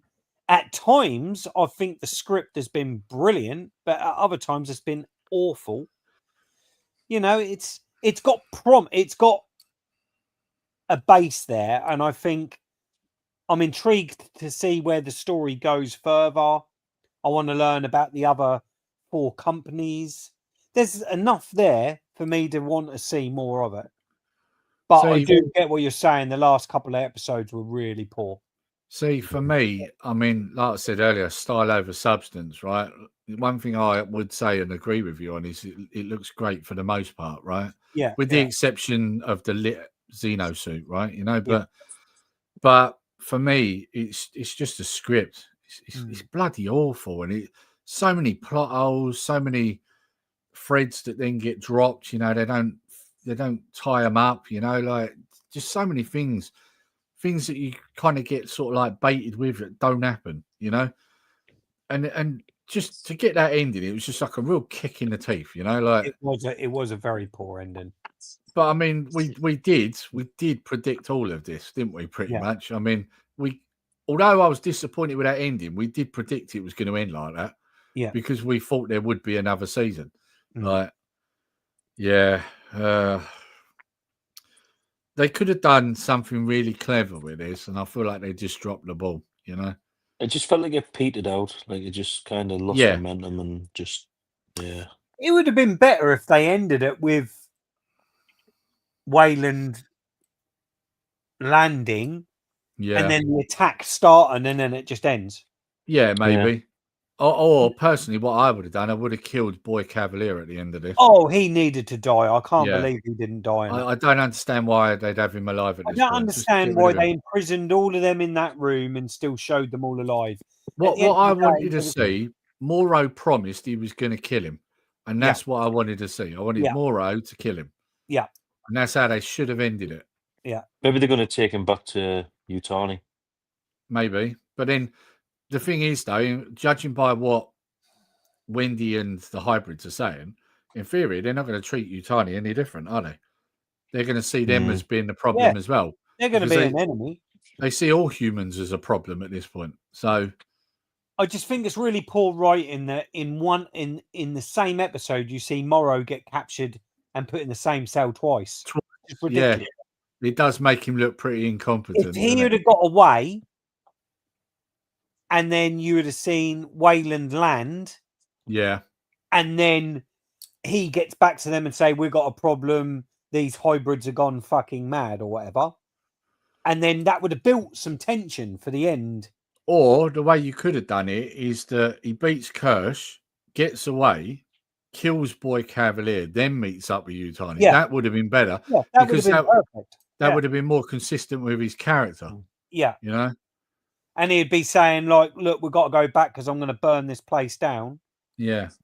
But we've got a problem. And then you just see them start attacking them or whatever, and it ends. That would have been brilliant. Like I said earlier, this episode kind of ruins the two best characters because, you know, you got Morrow captured for the second time, tied up. And, he kind of got knocked out by a child, kind of. A child's mind anyway. And then you got Kirsch, who's just disabled and can't really do anything. So it's like, oh, right. So basically, you just bitched both of our main characters that we really like. Like, Yeah. I still would have liked to have seen the eyeball, the Oculus thing go into Joe.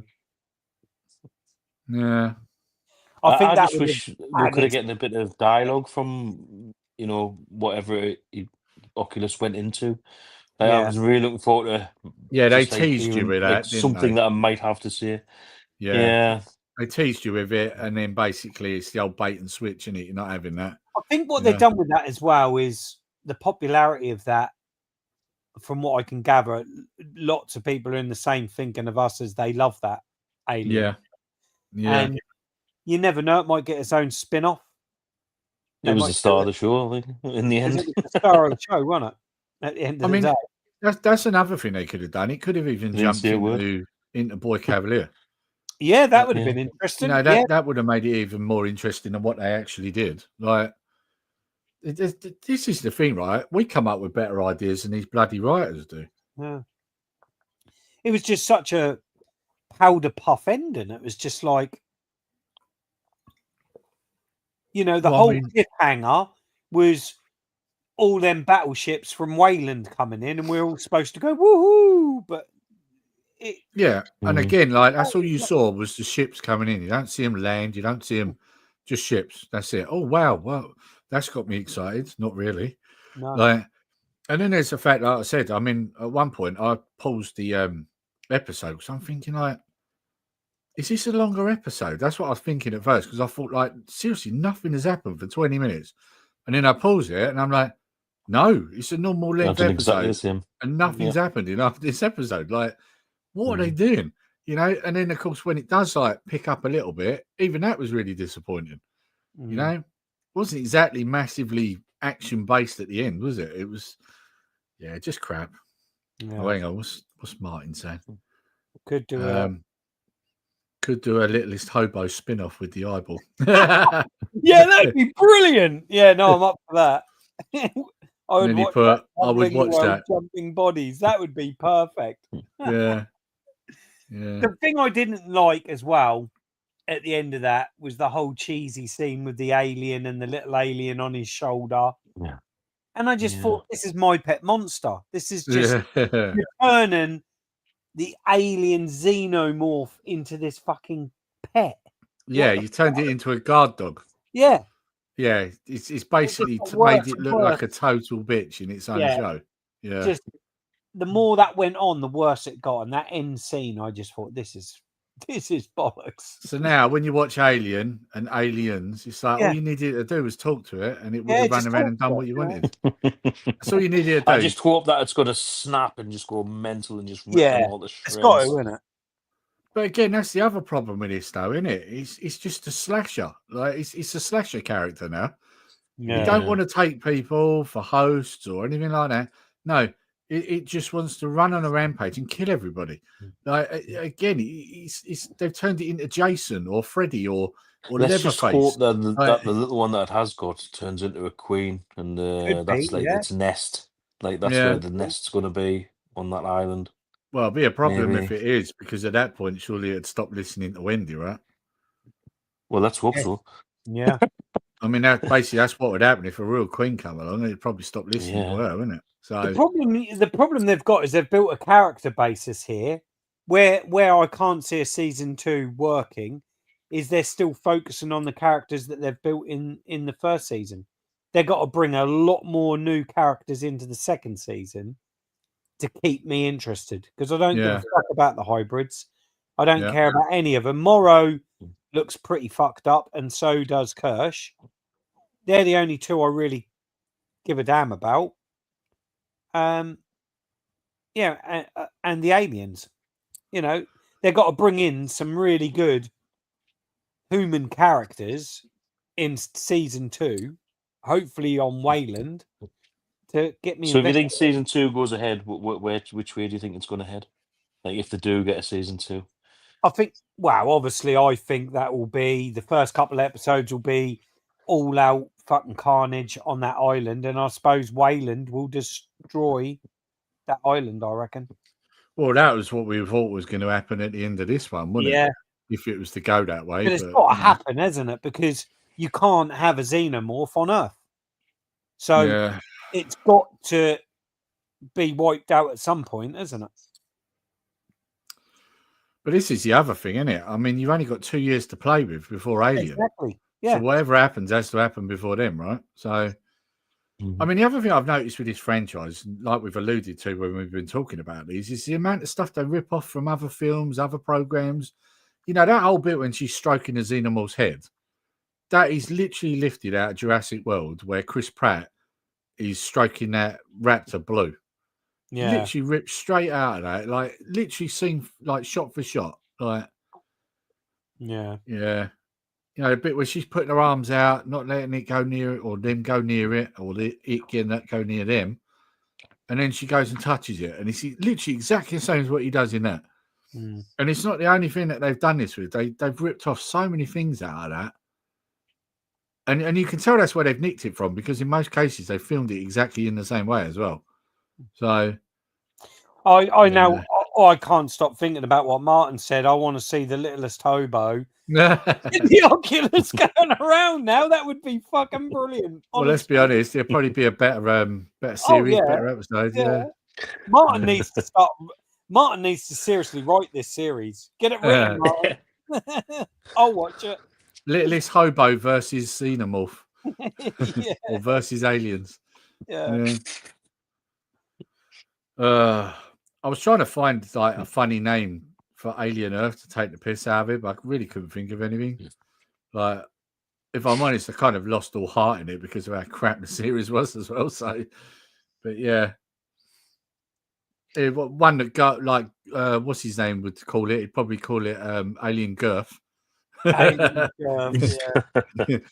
You know, that would work for him. Yeah. I'm still not going to be completely negative on it. There was stuff in it I liked. But hopefully they can take some criticism and make the second series better. Oh, that's a good one. Look what Martin's put. Alien what on Earth? That's good. That's good. Yeah, that works. Alien what on Earth? Yeah, I mean, like, I know Martin said a few things in the chat, but I'm interested as to what he thinks because, you know, if he said he couldn't wait to hear what I'd say about this, I'm guessing he really didn't like it either. I don't So, think Martin liked it. No. yeah. So much promise, you know. It's just, Yeah, but that's they let Disney all themselves over, down. isn't it? Disney all over. They promised and never deliver. There You know, was I a few mean, highlights though, like over There the 8 was. episodes. Yeah. There was just a lot of lowlights as well. So I think there's well, something to more low build on, lights isn't than there? good lights, right?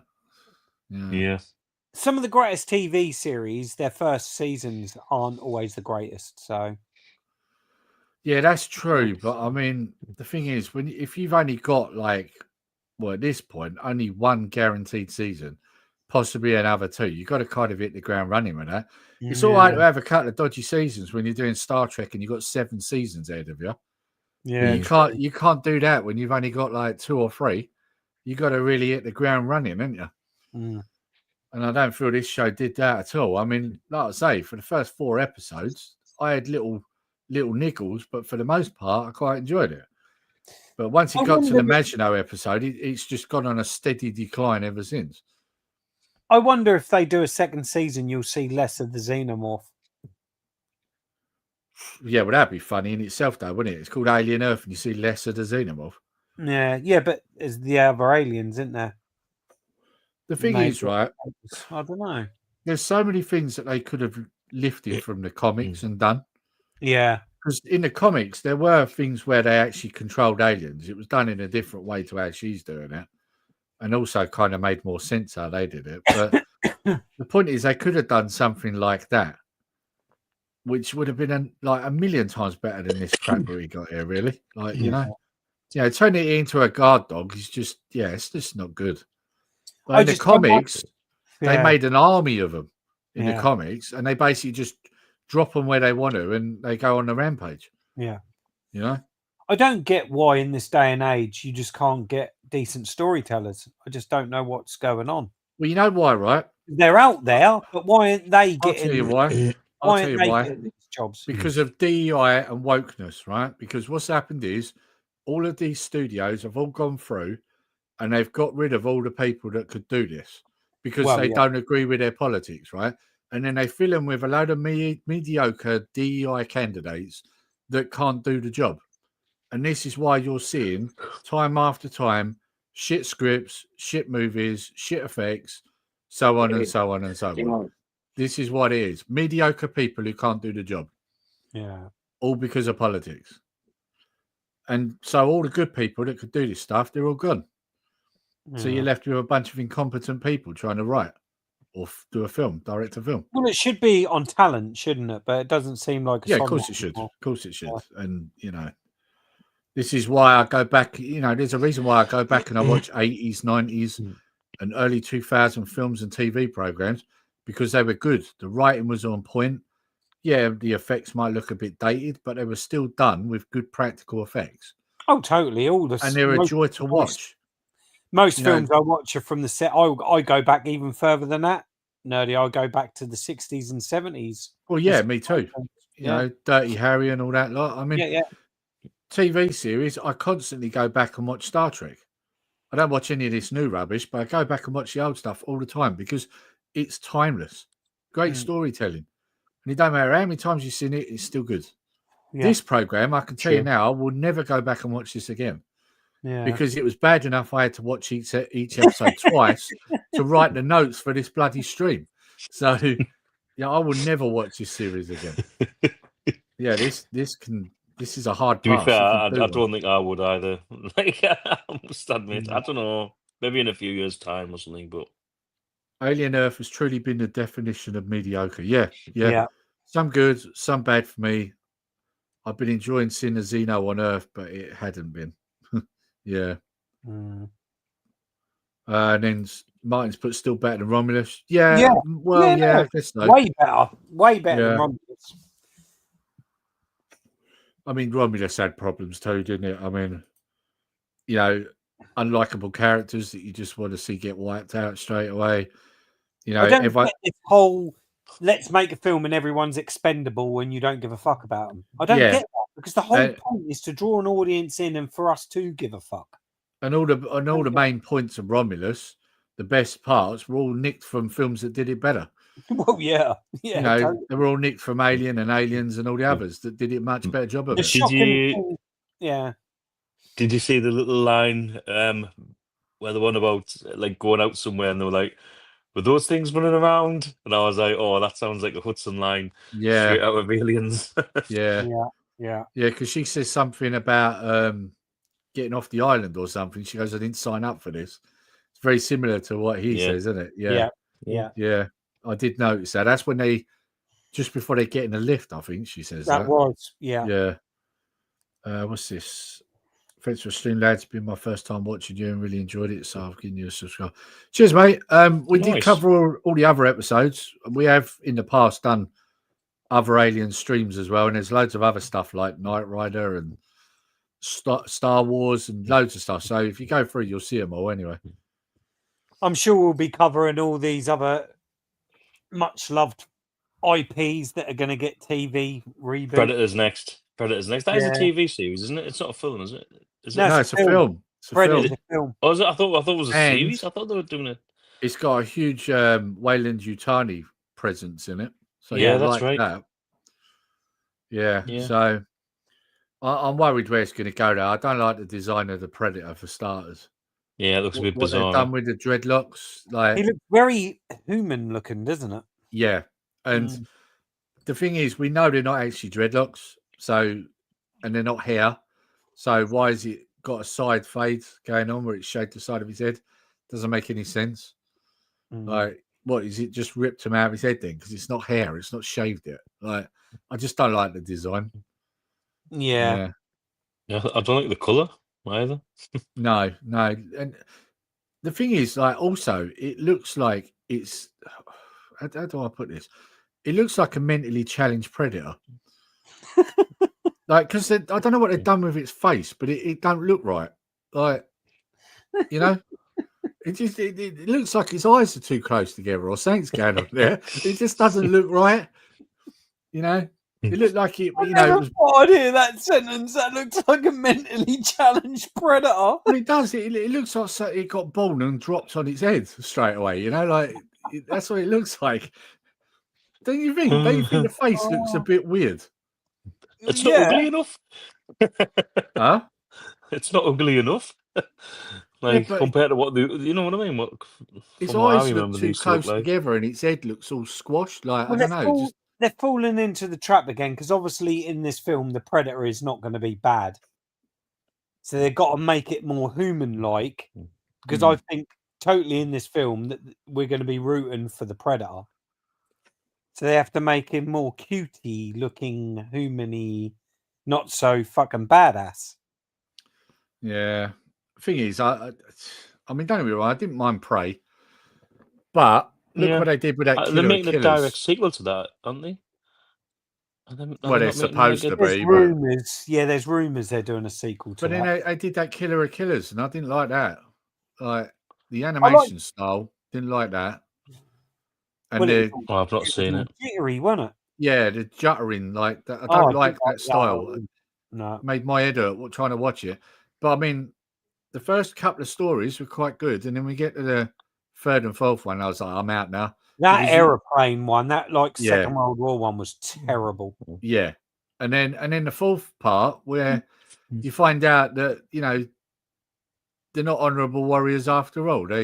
They go back and snatch him again later on and make him fight the big guy. And it's like, this makes no sense. The Predator's an honourable warrior. If you beat the Predator, they honour their word and they let you live. That's your prize, and they give you something, a memento. They don't come back and capture you later on. Like, what are you doing? But again, it's Disney. They don't care about the law. They fundamentally don't understand the franchise, like they don't this one. And they go on to just screw things up. And after watching out, I know it's only an animation, but after watching out, I'm like, now I'm worried about Predator Badlands, because if you can screw a cartoon up, you're going to screw this up probably as well. So, yeah. That's soon, isn't it? When is that? I'm trying to remember now, because I was thinking next month, but then I'm thinking, no, maybe not, because Tron Ares, I think, is next month. I think it might be November, maybe. That's know. another one. That's another one I'm worried about. Tron Ares. One of the I last. don't think I've seen the last one. You know, like the Legacy. Yeah. Oh, you should watch that. That's good. Yeah, it's Yeah, all right. it's all I right. watched that for the first time a couple months ago. I was going to say, Lee, I did watch Candy. Good, isn't it? It's not the end of honestly. No, it's not, is it? I thought it was a 6-parter, and I went to put part 6 on, and I'm like, oh my god! And actually, that's how it ends. Like, really? Yeah. Really good. It's good. It's really based on a good. true story. Like, I liked her, and then I hated her. Yeah. And it was like the way the character like changed throughout through the 5 parts. I thought was brilliant. It was really good. And like, as we were saying before about, you know, a character, you know, like building them up and like finding out, like, so that you've got, like, you know, a bit of care about the characters was superb. It really was. I'd definitely recommend Candy to anyone. It's not science fiction or anything like that whatsoever. It's based on it's good though. true true events. Well, the thing is, with a bit of dramatization, but it's great. Without giving too much away, I mean, at first you think she's a normal person, and then by the end of it, you're kind of questioning whether she's a sociopath, aren't you? You know? Oh yeah. You know, so yeah, I mean, what was it? Was it 41? 41 times? Yeah.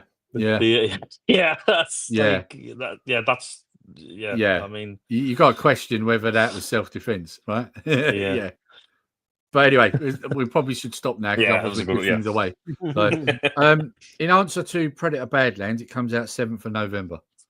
All right. So you was right. It's not next month, it's the month thought it after. was So, November. so 2 franchises that they've still got, and 2 franchises I'm worried they're going to kill.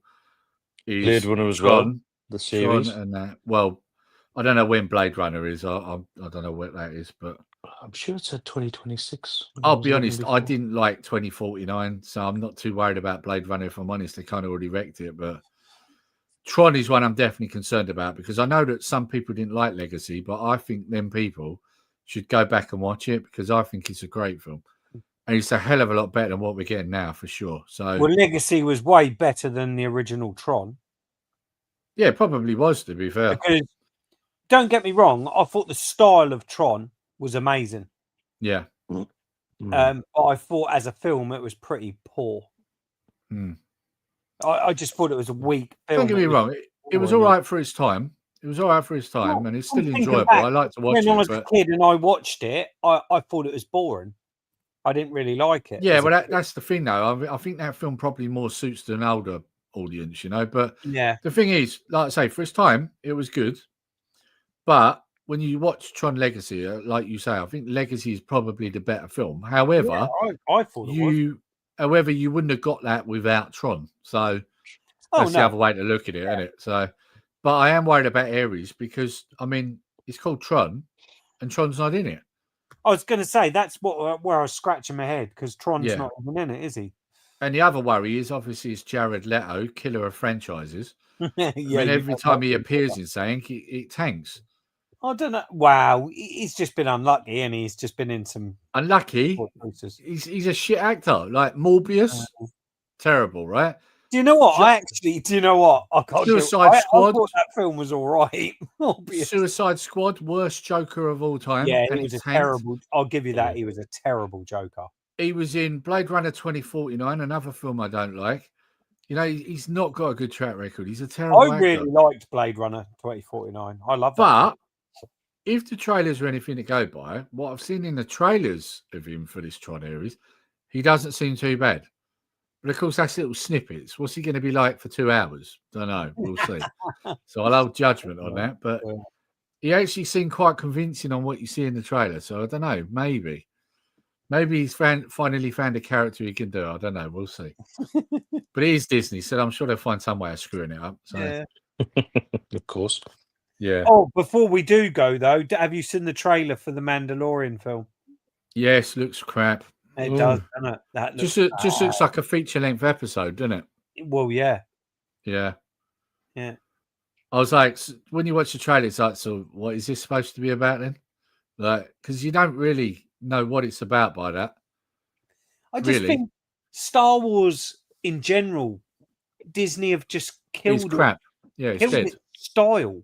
Yeah, it's dead. Like in the trailer, you see these big, huge mech robot-y looking things, and I'm like, that does not look like Star Wars. No, it doesn't. I thought that as well. And then you got Grogu, and they've got to have Grogu with other aliens the same size as him, and they're all cute.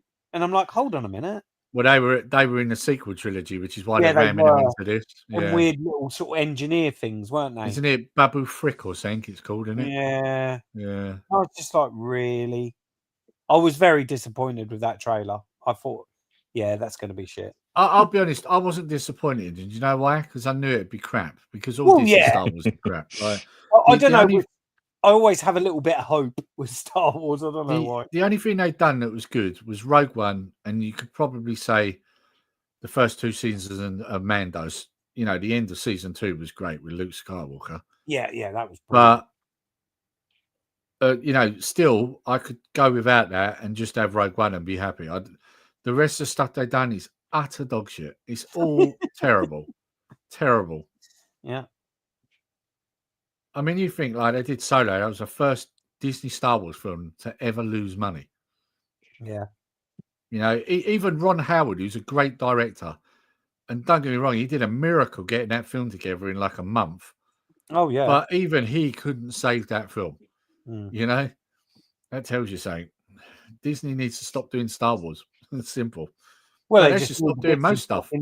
They just need to sign it over to someone that can fucking do something decent with it. That's what at this point, I kind of feel the same with the Alien universe, bringing it back to topic. You know, they should sell that to someone else as well. I think. So, anyway, I think we should get out of here. What do you reckon? Yeah, totally. I'm all alien out now. Yeah, me too. I've had enough. I don't want to watch any more alien stuff for quite some time. Scott, what you got coming up? I've got a Retro Realm video coming up next, I think. Okay. So yeah, I'll be some of the new stuff you've had in, or yeah, I've been really busy rearranging a lot of the store, changing lots of the shelves up. So some really cool stuff to show. So I think I might do a video on that next.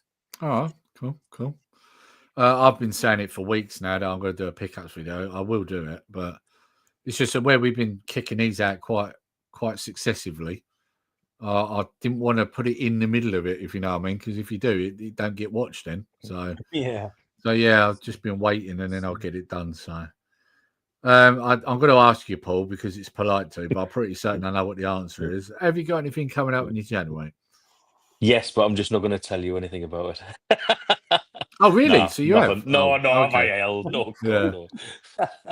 I actually believed him then. I thought he was being honest then. I thought he's telling the truth. I will one day. But just if anyone is still watching, enjoy Blackpool, guys, because I think that is this weekend. So is it? Yeah, I won't be seeing you there because I'm not going this year. But yeah, if anyone is going, enjoy Blackpool. Yeah, see, Blackpool's it's a long way. And, that is a long way. Yeah, I just can't be arsed with that, if I'm honest. You know. Also, like, it's the wrong time of the year, I think, as well, because who wants to bloody go to Blackpool when this time of year? It's the same weekend as my birthday, so sometimes it can just be a little bit. Yeah, you know what I mean, it's just the timings. Yeah, I just think it should be near the summer or something. You know, like why do it like sense, yeah, do it at a crappy time of the year when it's freezing and raining and. I was going to say it's usually always raining, isn't it? Yeah. Anyway, let's get out of here. Good, finally, speaking with you, chaps. Finally, we can put this trash to bed and not have to talk about it again. Until next year, when season 2. What I don't know. It won't be next year because they got a track record of doing a season every 3 years at this rate. Oh, so we'll probably have to wait like 3 years, and then we would have forgot all about it. You know. What are you going to say, Paul? For the series, out of 10, 6.5. Oh, that's good. That's a good grade compared to what I'll give it. Go on, Scott. I'd be a 6. I'd give it a 3. Oh, God, that is. I'll tell you hard. why, because I'm going off like the first 4 episodes being okay, not Yeah. perfect, but okay, and then the last 4 being total trash. So that's what I'm kind of going from. So yeah, 3 out of 10 for me. They are doing a sequel to Alien Isolation, the game, though, so that's good news. Yeah, that would probably be miles better, to be honest. I mean, Yeah. the first game was good. Martin's give it a 6 out of 10. Oh, bloody hell, it keeps jumping. Better than average for me, given the stuff we have had. Yeah. See, all I look at it is I liked Morrow. I really liked some of the androids. I loved the eyeball. And in certain scenes, the alien was good. I like that first alien, obviously, when it gets killed. And there's enough in it for me to give it a 6. Definitely, 100%. See, this is the thing. Like I said, I could quite easily go without watching the second season. But if we're going to do a stream, obviously I will do. But the fact that I can, obviously, the fact that I can go without watching it doesn't give it a high grade for me. Because True. You know, if I actually wanted to watch it, then I'd give it a better grade. I'm in more anticipation to your reaction of season 2 than I am watching season 2 itself. Yeah, I can just imagine like season 2. Dumbass enters a building, like you know. Yeah, it's gonna be all that. Won't be moron engineer because he's already dead. So yeah, no. Anyway, let's get out of here, guys, because I've got a dog to walk. See you later, people. Catch you later, Thanks guys. for watching. See you later. See ya.